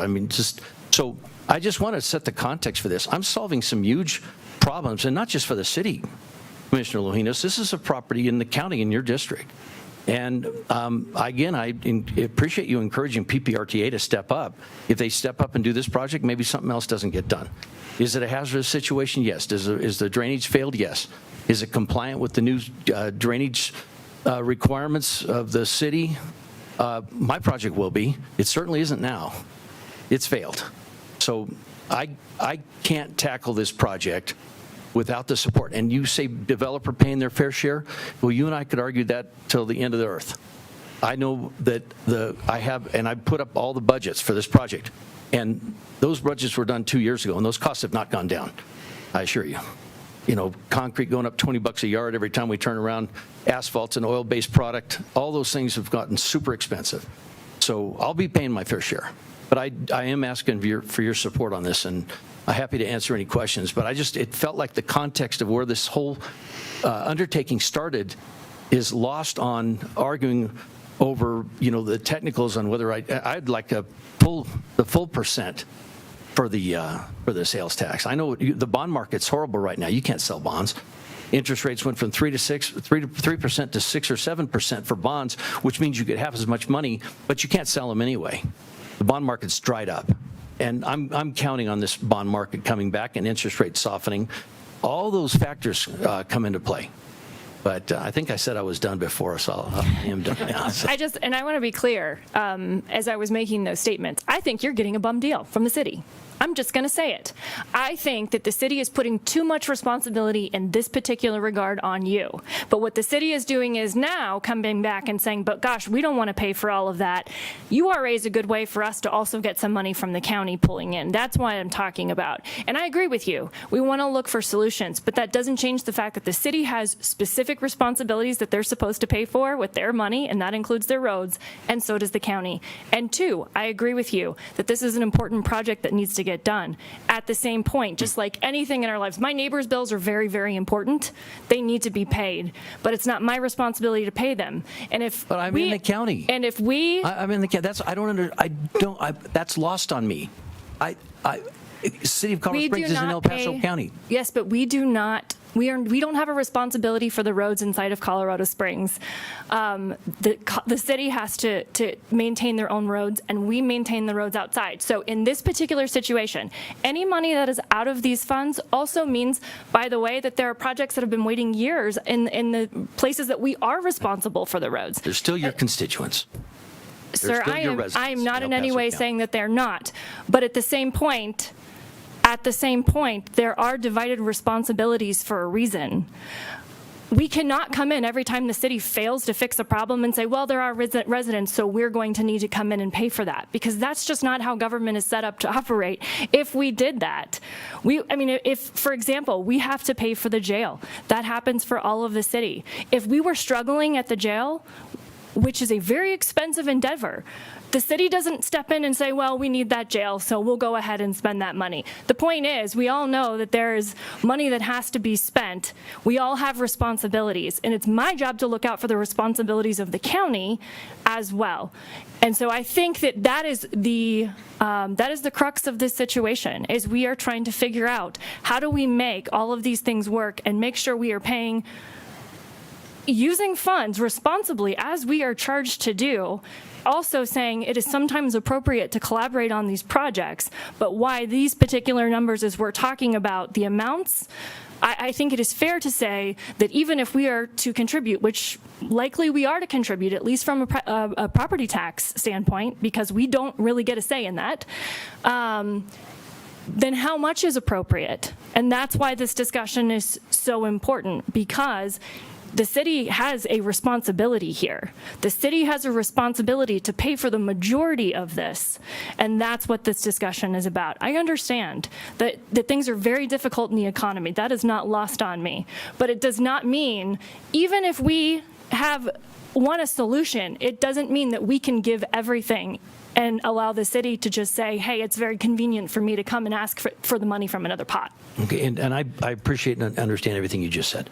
And I still think that this is an opportunity to take a property that pays you $1,000 a year in taxes and turn it into $722,000 in income opportunity by a project actually getting done versus not getting done, a solution being affected with your help, and it's me. Feel like you're overburdened by that, as I do, okay, with your help, to actually getting this cleaned up and getting it done. And it also does open up that 8 or 9 acres of commercial to the north of me that otherwise doesn't have good access, with now a 4-way interchange and good access. And that is a nice retail opportunity, which is not in the URA. Commissioner Geithner, just one thing. I appreciate all your points. The only other, two things I just wanted to bring up: the public safety tax. Remember, this is generating $332,000 in public safety tax that did not exist. So that's number one, especially when we bring up safety issues. But two, I did want to just clear for the record, the city did not come to the URA for this project. We are governed independently. This was a project that came to my desk that I reviewed. It has to get through my litmus test first. Once I go through that, then it gets presented to the board, and then they decide if it goes out for this process through all the taxing entities. But I want to assure you, even this, PPRTA conversation, that was not something that Travis and I even talked about earlier, with this project. This is solely an independent urban renewal project.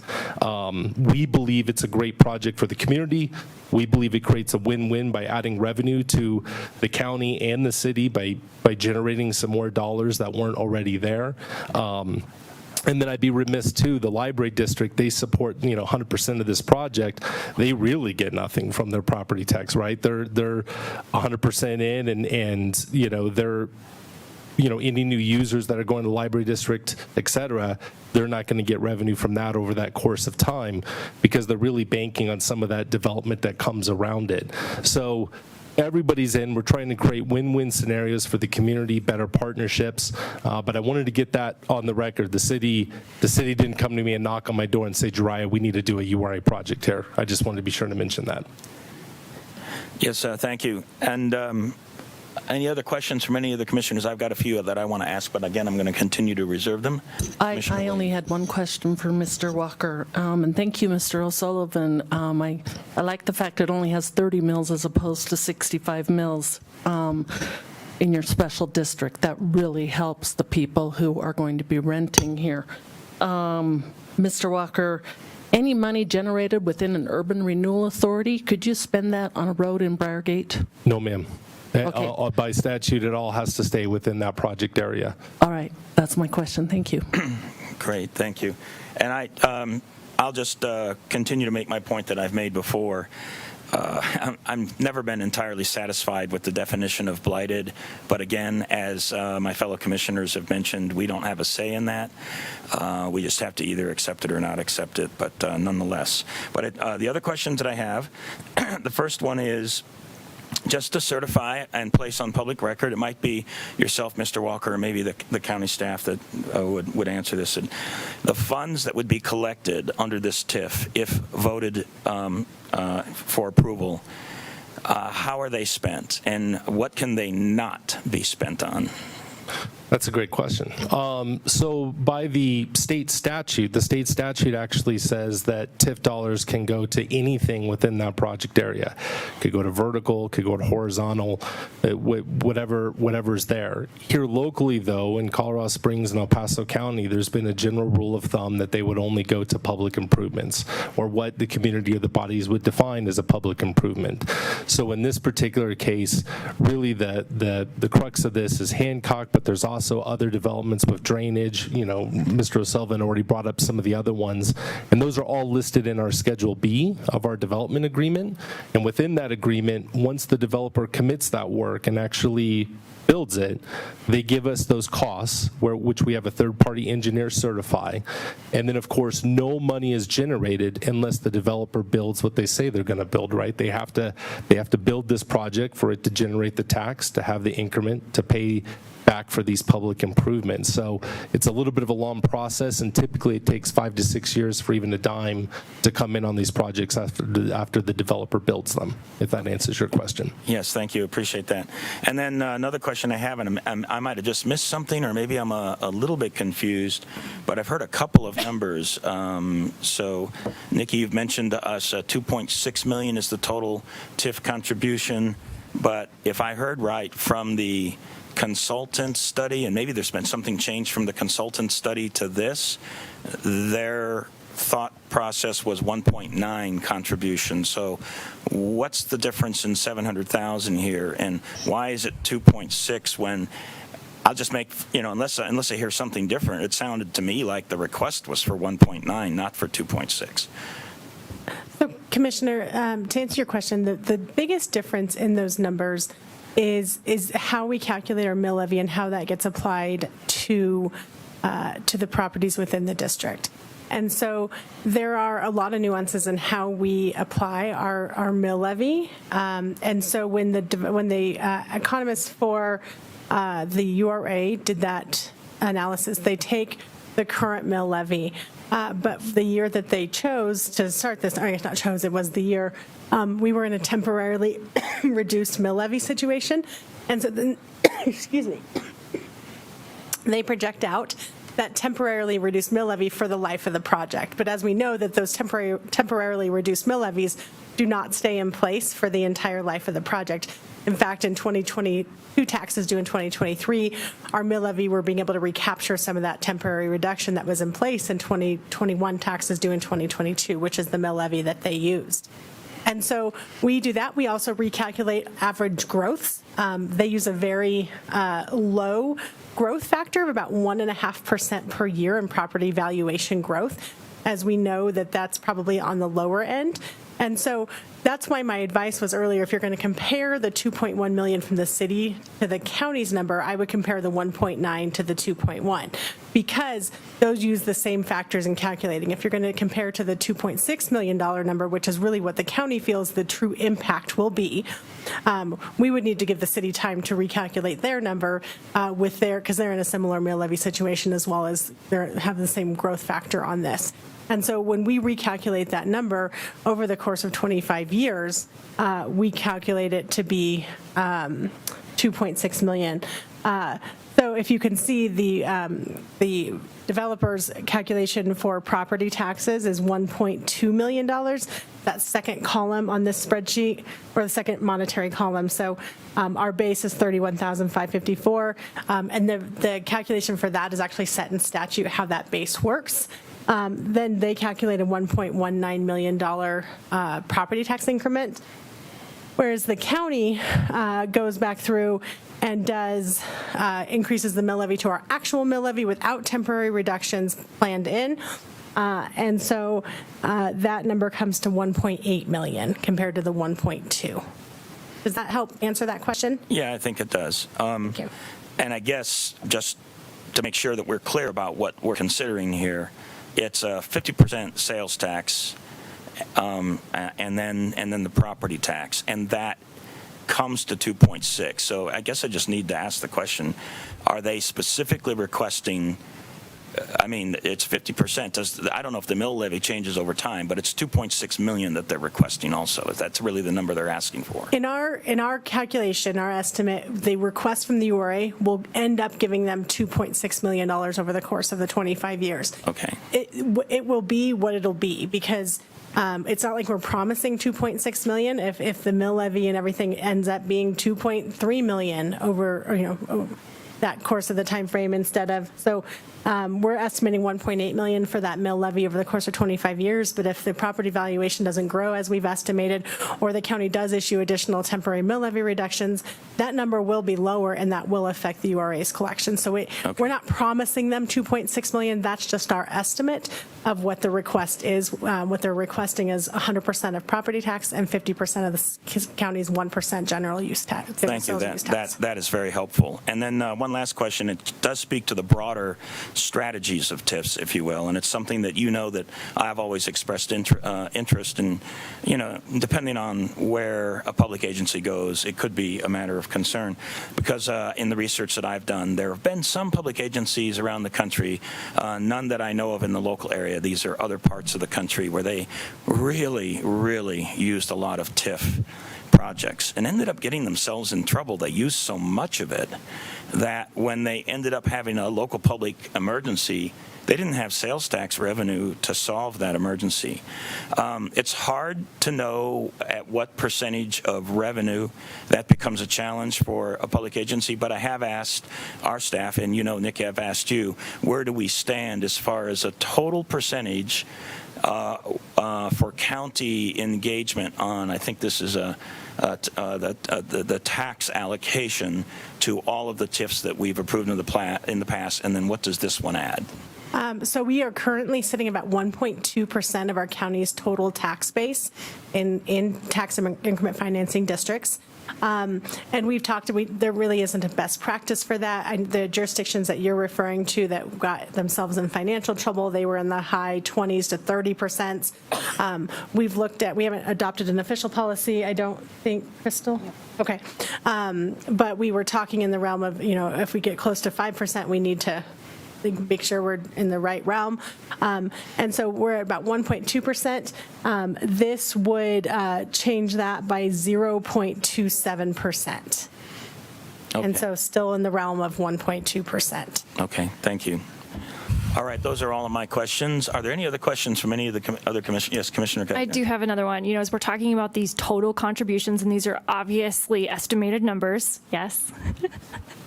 I'm going to make you do math. Oh, no. Hold on. Let me get my calculator. As we were talking about, these estimates and how much we're talking about from the city and from the county, I'm going to tell you that I still say this is a city responsibility. This is a city responsibility on this, and so I am not willing to either pay more than the city projected, nor am I willing to even pay equal amounts because it is a city responsibility. So I would be curious to find out what would be approximately 25%. If we said, hey, we'll pay for 25% of this, what would that ask be in terms of percentage of our sales tax? Does that make sense?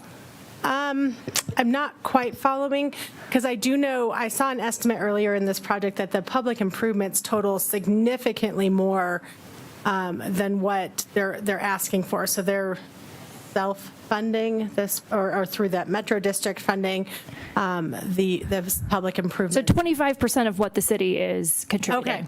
Okay, that makes more sense. So is that in this, Crystal? The city's numbers, or was that you had that? Well, and if I might add on to that and help me understand this, but in the 2.6 and versus the 2.1 versus the 1.9, the 2.6 is your recalculation. Correct. But if I heard you right, in order to compare the 2.6 to the city's contribution, we would have to ask the city to recalculate.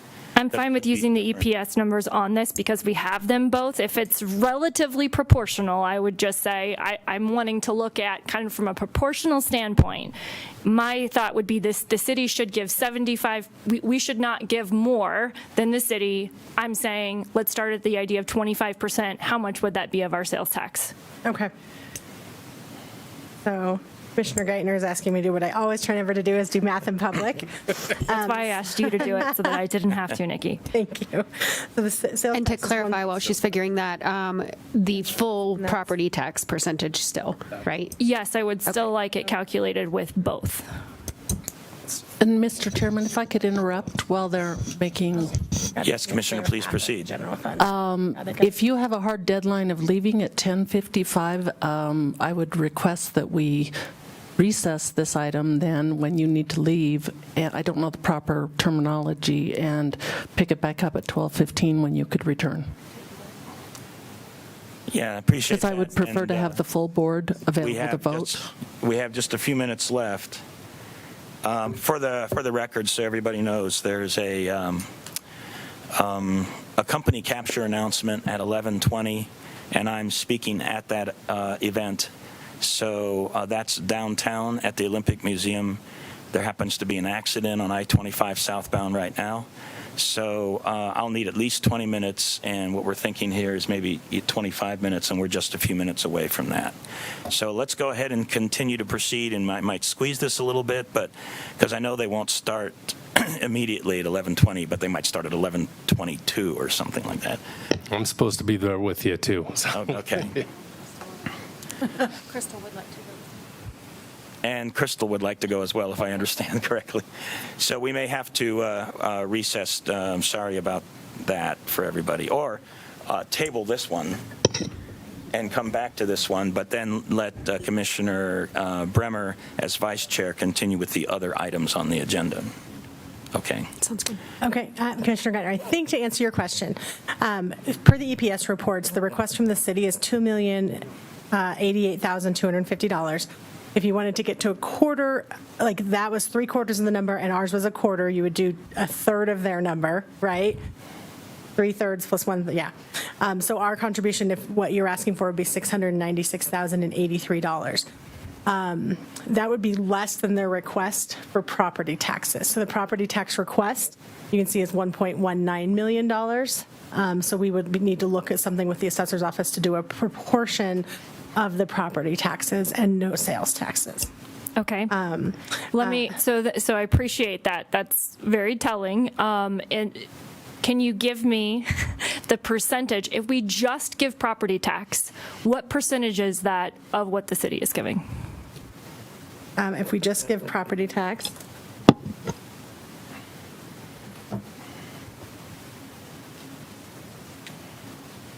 we would be giving 57% of this city's number. Okay, thank you. You're welcome. I would posit that that is sufficient for a city project. Mr. Chairman, if I could put a motion forward? Yes, Commissioner Williams. Well, before you do that, I just want to ask, do any other commissioners have any questions? All right, seeing none, please, Commissioner Williams. I don't feel like the issue is ripe for a motion for approval, but I could certainly move to approve the project, but otherwise I would prefer to table the project until 12:15 when we can and consider other items while you're gone. Okay. If I could ask, if we do table this, I don't know if 12:15 is sufficient. It doesn't feel like that's sufficient time for me to put it in there. You and the mayor can cut your remarks to half. I appreciate that point. It would have to be, I think, later than 12:15. I'm pretty sure I could be back. Can we consider it at 1 o'clock? Yeah. If I could ask Sonny or Kenny, how would we do that procedurally since we have land use at 1 o'clock?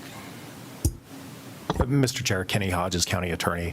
I believe that the board could actually continue the remainder of this hearing till 1 o'clock. The public notice is still up for 1 o'clock p.m. for the land use items, and then pick up the land use immediately following. I think that's still sufficient.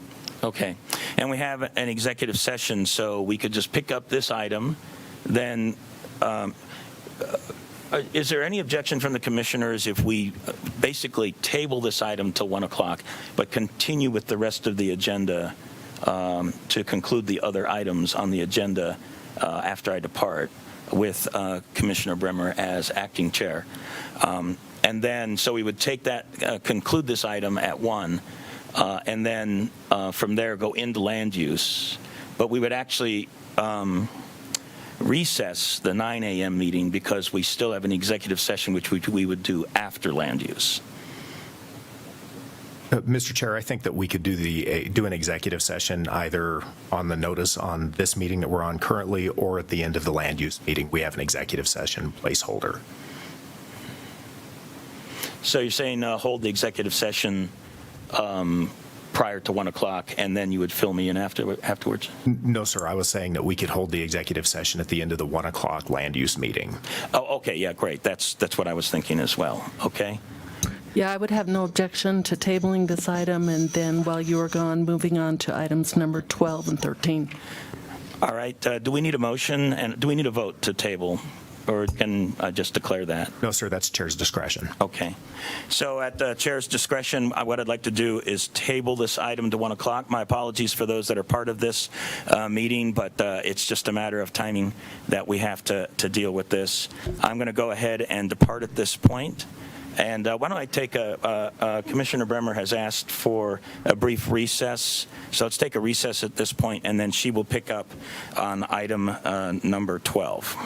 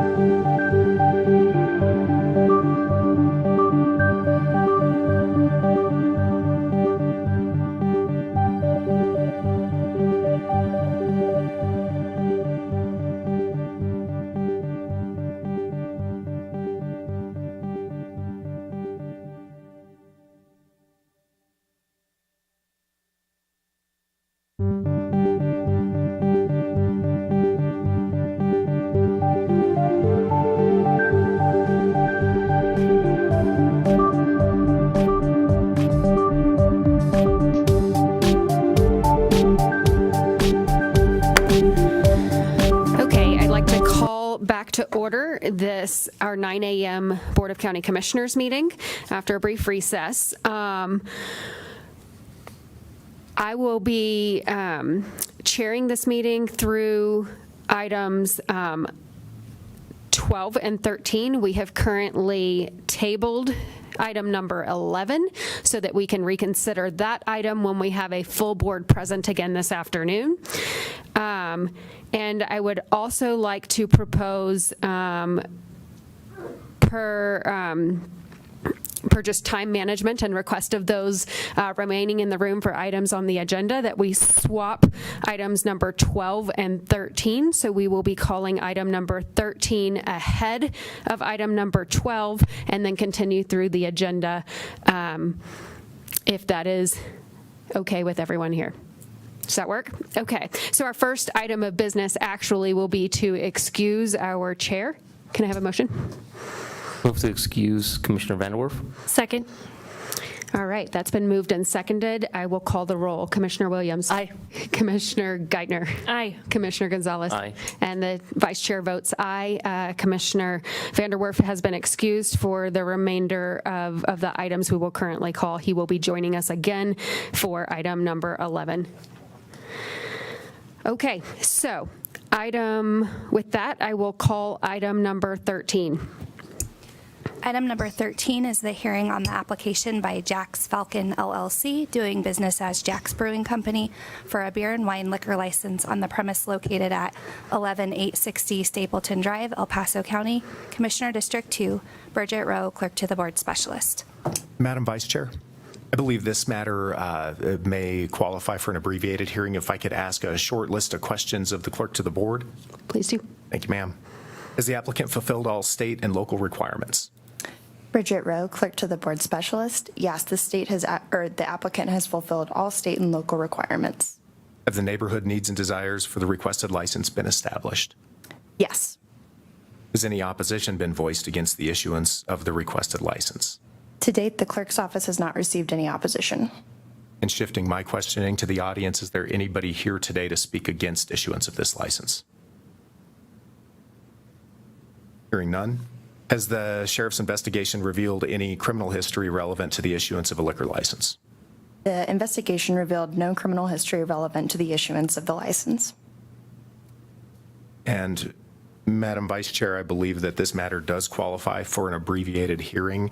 If there were a motion, a second, and affirmative vote to dispense with the formal hearing process, then the applicant's attorney can come and just speak to neighborhood needs and desires. Okay, do I hear a motion for an abbreviated hearing? I move that we have an abbreviated hearing on this item. Second. I will call the roll. That's been moved and seconded. Commissioner Williams. Aye. Commissioner Geithner. Aye. Commissioner Gonzalez. Aye. And the vice chair votes aye. That passes 4-0 for an abbreviated hearing. And with that, shall we just proceed with the applicant coming forward, telling us a little bit about his business? And we also often like to hear the community survey results, if you have those.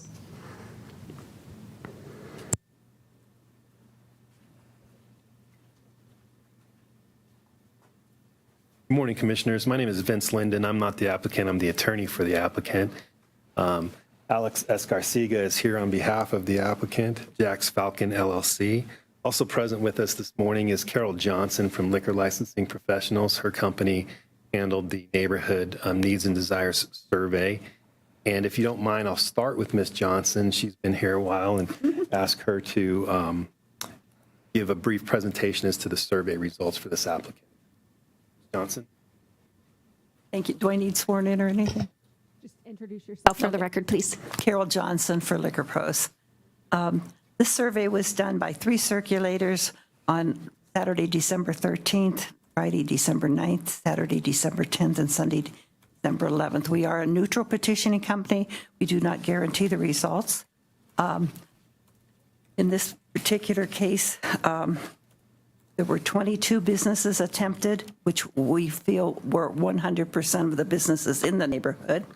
There were 513 residential attempts, which came to about 62% of the 828 that were in the designated area, for a total of 535 attempts. From that, the business results were 10 in support, all 100% in favor. The residential results, we had 102 signatures, 92 were in support for 90%, 3 were in opposition for 3%, and 7 signed no opinion for 7%. Excuse me, I get the next page here real quick.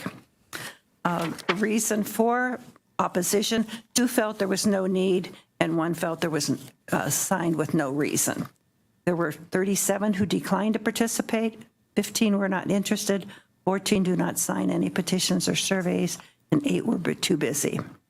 There were 9 who were not qualified to sign, 5 were under 21, there were 2 businesses that did not have an owner or manager available, and 2 were non-residents. So this survey does show that, our opinion, that there is a need and desire of the neighborhood for this new beer and wine liquor license, but I would be more than glad to answer any questions you might have. Any further questions from the board? Okay, thank you. And we would love to hear from the applicant's representative, just a little bit about the business and location. Thank you. Again, for the record, my name is Vince Linden. The applicant is Jack's Falcon LLC. It is requesting a beer and wine liquor license.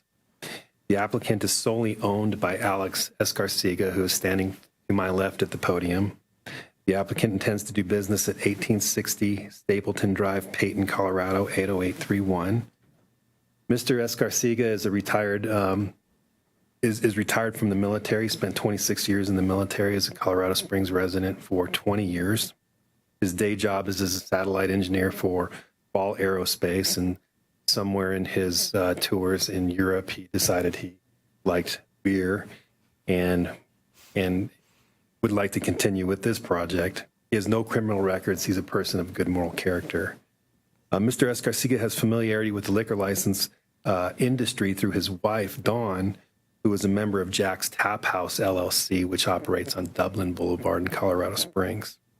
The proposed location for this applicant is currently doing business as Jack's Brewing Company, which is a beer manufacturer with a sales room at that location. That company is a separate company, and it will be moving to a different location in the county and we'll coordinate that move once we're able to obtain final licensing for this beer and wine license application. Company has legal possession of the premises by way of a lease agreement with the landlord. I'm sorry. The company has a 100% ID policy if you look under 50. So their policy is if you appear to serve or to be under the age of 50, then you will get ID'd. So unfortunately, I won't be ID'd, but if you look under 50, you would. The operating hours are Monday through Friday, 12 to 10 p.m., Saturday and Sunday, 10 to 10 p.m. Approximately 15 employees. The employees will undergo a certified liquor training program through liquor licensing professionals. They do a good 3.5 to 4 hour program. We'll get that done prior to opening.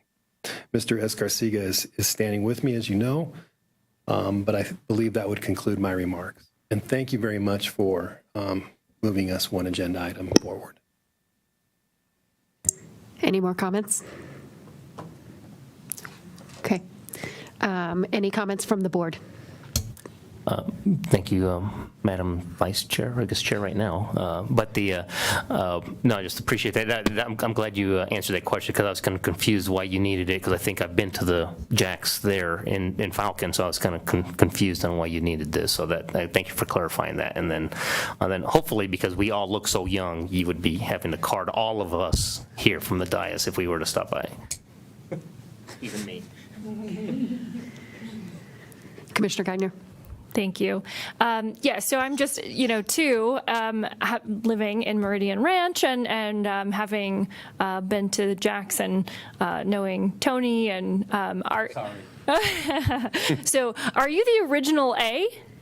Yes, ma'am. I'm going to explain that because that sounds really strange. Jax is J-A-K, named by the initials. You don't say Jax. We just say Jax. Antonio and Alan. Exactly. So so obviously you still have, you have been associated with this establishment for a long period of time. Then. Yes. Okay. So great. So T, I guess it's, so how does that work? Who's the original J, the original A, and the original K? It's a long, convoluted story, man. But you just don't use two A's, so you don't say, I get now why you're saying. So there's actually two A's, is what I'm hearing. Okay, gotcha. All right, that was a little bit of a side comment there, but it's good to know that you've been associated with the original establishment because certainly I think it has also had a very good reputation in the community, and I have actually been carded there. So I can speak personally to the fact that does happen. So I appreciate that, and I'm more than happy to make a motion to approve this application at this point. Second. Okay, that has been motioned and seconded. I will call the roll. Commissioner Williams. Aye. Commissioner Geithner. Aye. Commissioner Gonzalez. Aye. And the Vice Chair votes aye. That passes 4-0 with Commissioner Vanderwerf excused. And congratulations. Thank you so much. Briefly, I know you're busy. I just want to take a short second to commend Ms. Allred and Ms. Rowe. I do a lot of administrative law around the state. Very difficult sometimes to operate within local bureaucracies. Yours accepting. Ms. Rowe, Ms. Allred are very accommodating, very knowledgeable, and I just wanted to state my appreciation on the record. Thank you. Thank you. Okay. So we moved that item out of order slightly, so we will back up now to item number 12. Item number 12 is the resolution to adopt El Paso County Secure Transportation Service Licensing Regulations. Lori Seago, Senior Assistant County Attorney. Good morning, Commissioners. I do have a PowerPoint, so we'll wait for that to be loaded, please. I'm here today to present you with proposed regulations for the licensing of secure transportation services in El Paso County. This is a new function that counties will perform pursuant to legislation that was passed by the General Assembly in 2021. So secure transportation services are transportation provided to those individuals who are experiencing a behavioral health crisis. The state law passed in 2021 required that anyone who wished to provide such services after January 1st, 2023 would have to be licensed by the county in which they operated. Between the passage of the legislation and this summer, the Colorado Board of Health adopted state regulations setting forth minimum standards for the operation and licensing of these services. So today I'm briefly going to go over a summary of the licensing framework and of the regulations that were adopted by the Board of Health, explain the county's role in this whole process, present you with the proposed fee schedule, and address any questions that you might have. As I stated, the Colorado Board of Health has adopted minimum standards for how those services operate and for the regulations that counties must adopt in order to license them. 2 classes of licenses would be available if the county adopts this program, and the class would depend on whether the service itself is licensed to use physical restraint during transport of clients. Licenses are issued for a period of 3 years. The county would also be required to issue vehicle permits for any vehicle that a service wished to use to transport those experiencing a behavioral health crisis. There are 2 types of permits available, and they depend on whether the vehicle itself has a safety partition separating the driver from the passenger compartment. Vehicle permits are only valid for 1 year. They must be reapplied for every year and inspected by county staff as part of that process every year. There are some exemptions from the licensing requirements, and they are law enforcement, licensed ambulance services, emergency service patrols, and transportation provided by the Office of Behavioral Health with Colorado DHS. So local law enforcement and those ambulance services that are already licensed by El Paso County would not need to come and obtain a license in order to provide this type of transportation service. So sort of running through very briefly the minimum standards that were adopted by the Colorado Board of Health. They did adopt license application requirements, setting forth the various forms and documentation that will need to be provided to the county for its review. It includes requirements for both vehicle and general liability insurance, written policies and procedures, medical protocols, and training procedures. The Board of Health standards contain minimum requirements for the equipment on the permitted vehicles, as well as the ongoing maintenance of those vehicles, proof of which all has to be provided to the county. They also adopted minimum staff qualifications and training requirements for those that will be engaged in providing those services. If you'd like details on any of these, please feel free to stop me and let me know, and I'll refer to the Board of Health regulations and go over those with you. In addition, those Board of Health standards include baseline clinical, medical, and operating standards and procedures. For example, they define the circumstances in which secure transport can occur. They require each licensed service to develop written client rights and procedures related to those rights, all of which must be provided in writing to a client before a specific transportation is initiated. The Board of Health standards also require these services to develop and implement quality management programs. So the county's role in this process is to review the applications that are provided to it, inspect the vehicles, and issue licenses and permits if all requirements are met. The county is also required to develop a complaint and investigation procedure to address complaints regarding licensed services, or to address complaints that there are folks out there providing these services without a license. We're also specifically required to establish a license and permit suspension and revocation process. So the regulations that are in front of you today do all of these things. They incorporate by reference all of the Board of Health standards. They do not attempt to impose anything above or in addition to those minimum standards that are adopted by the Colorado Board of Health. This is something that the county can certainly evaluate as it goes forward in this program to identify if there is a need in the future for going above and beyond. But right now, we've just adopted the very comprehensive standards that have been created by the state. The fees that we are proposing that this board adopt, if it chooses to adopt this licensing program, are as follows. That the actual license applications, both new and renewal, for the services themselves be set at $250. And again, that will be valid for a period of 3 years.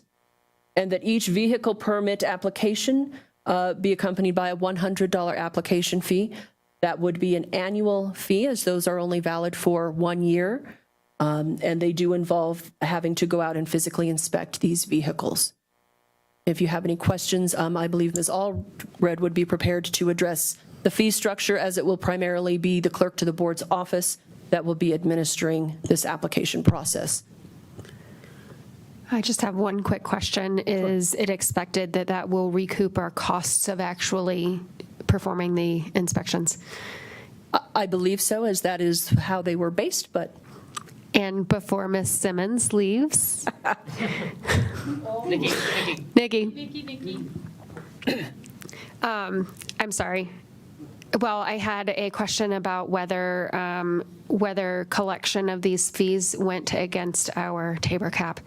Thank you, Nikki. Sorry, I tried to get you before you. Did you hear that question? Thanks. Commissioners, Nikki Simmons, Chief Financial Officer. Yes, any collection of these fees would count against our Tabor cap as they're a collection of a local fee or tax, and so have to be counted. But we are just, this particular fee set is really going to just cover our costs on operating the program, as we're required to do by the state. Okay, thanks. To clarify, we don't have to charge fees at this amount. We could go lower. We just can't go higher than the amount of actual cost. Ms. Simmons? Sorry, one more thing. I would recommend that we continue to collect the fee. As one, we will not always be over our Tabor cap. This is a very real cost of the county. These fees were calculated based on the cost that it would take to implement and continue the program. And I believe that those costs should be borne by the people applying versus subsidizing it with general taxes. Thank you.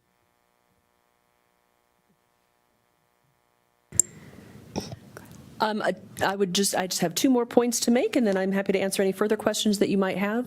We are aware of at least one organization that does intend and is actually very eager to apply for this. And so we'll be probably submitting their application as soon as possible after action is taken today. And then I do have one requested change to the regulations themselves. Fortunately, I don't have a slide on that, so I'll try to be very careful about how I read that into the record. So Exhibit A to the resolution is the set of regulations themselves. And on page 3 of the regulations, for anyone who may wish to follow along, I'm looking at section Roman numeral 4, D2.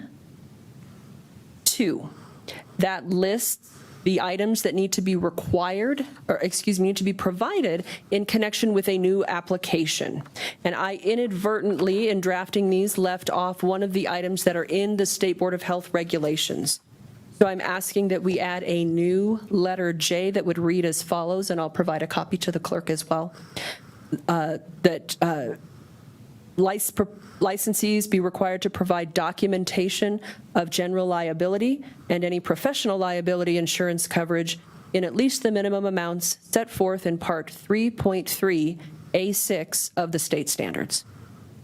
So if there is a motion to approve today, I would simply ask that the motion maker incorporate that change to the regulations. Other than that, that's all I have, and I'm happy to answer any questions about this. Any further questions? We also have Lonnie Inzer here if you want to pepper him with questions from Pikes Peak Regional Office of Emergency Management. Commissioner Geithner.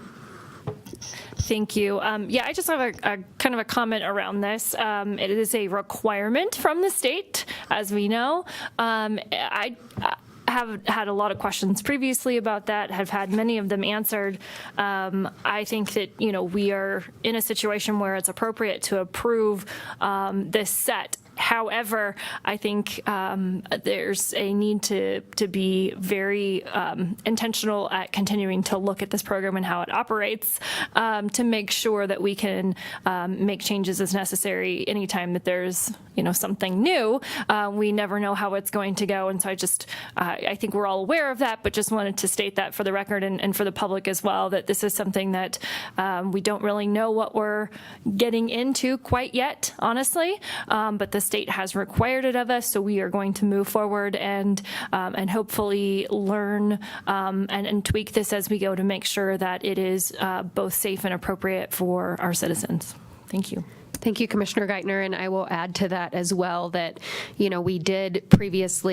have previously had a process of issuing ambulance permits in a similar way, managed by Lonnie and the staff there. So that I find it incredibly intriguing that process is now being done by the state, or will be, and is transitioning to them, and yet they're going to still require us to go through the similar process with a different sector.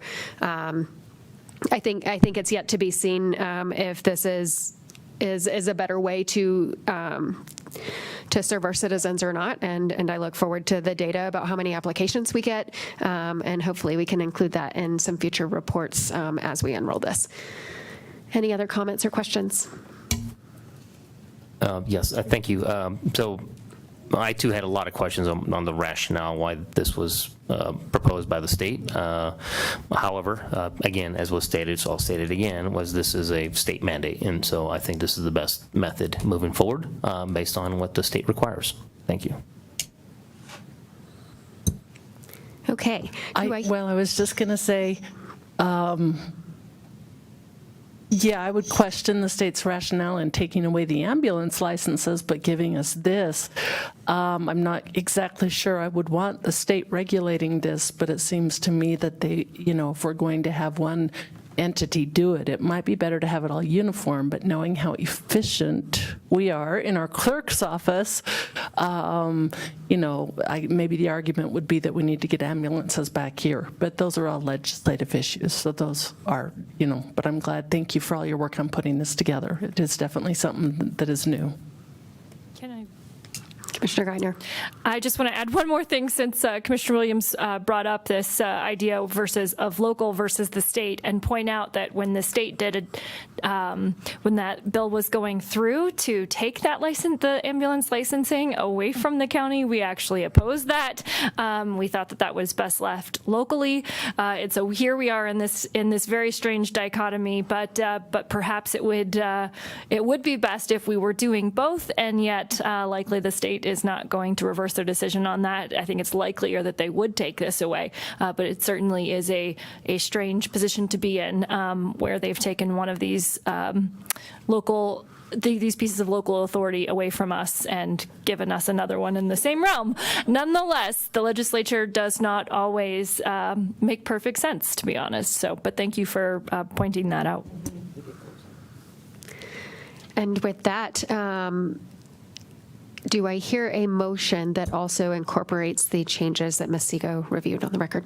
I would move approval of the El Paso County Secure Transportation Service licensing regulations with the added addition, I think, of letter J.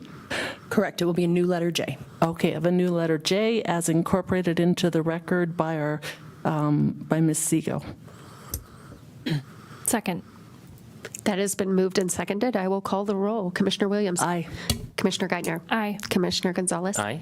And the vice chair votes aye. That passes 4-0 with Commissioner Vanderwerf excused. Thank you. And again, for the record, we have tabled item 11, and we have now taken out of order but worked through items 12 and 13. That brings us to item number 14. Item number 14 is department and committee reports, non-action items, and there are none. Item 15. Item number 15 is the addendum, and there is none. And I believe that at this point I will recess this meeting. Madam Vice Chair, I think that we could even call item 16 and state that there is no executive session on this meeting, as we intend to call that on the next one. We do have an executive session notice on that. Excellent. So item number 16. Item number 16 is the executive session, and there is no executive session for this meeting. Excellent, thank you. So this meeting is officially in recess. When we return at 1 p.m., we will be recalling item number 11. And with that, we are in recess until 1 p.m.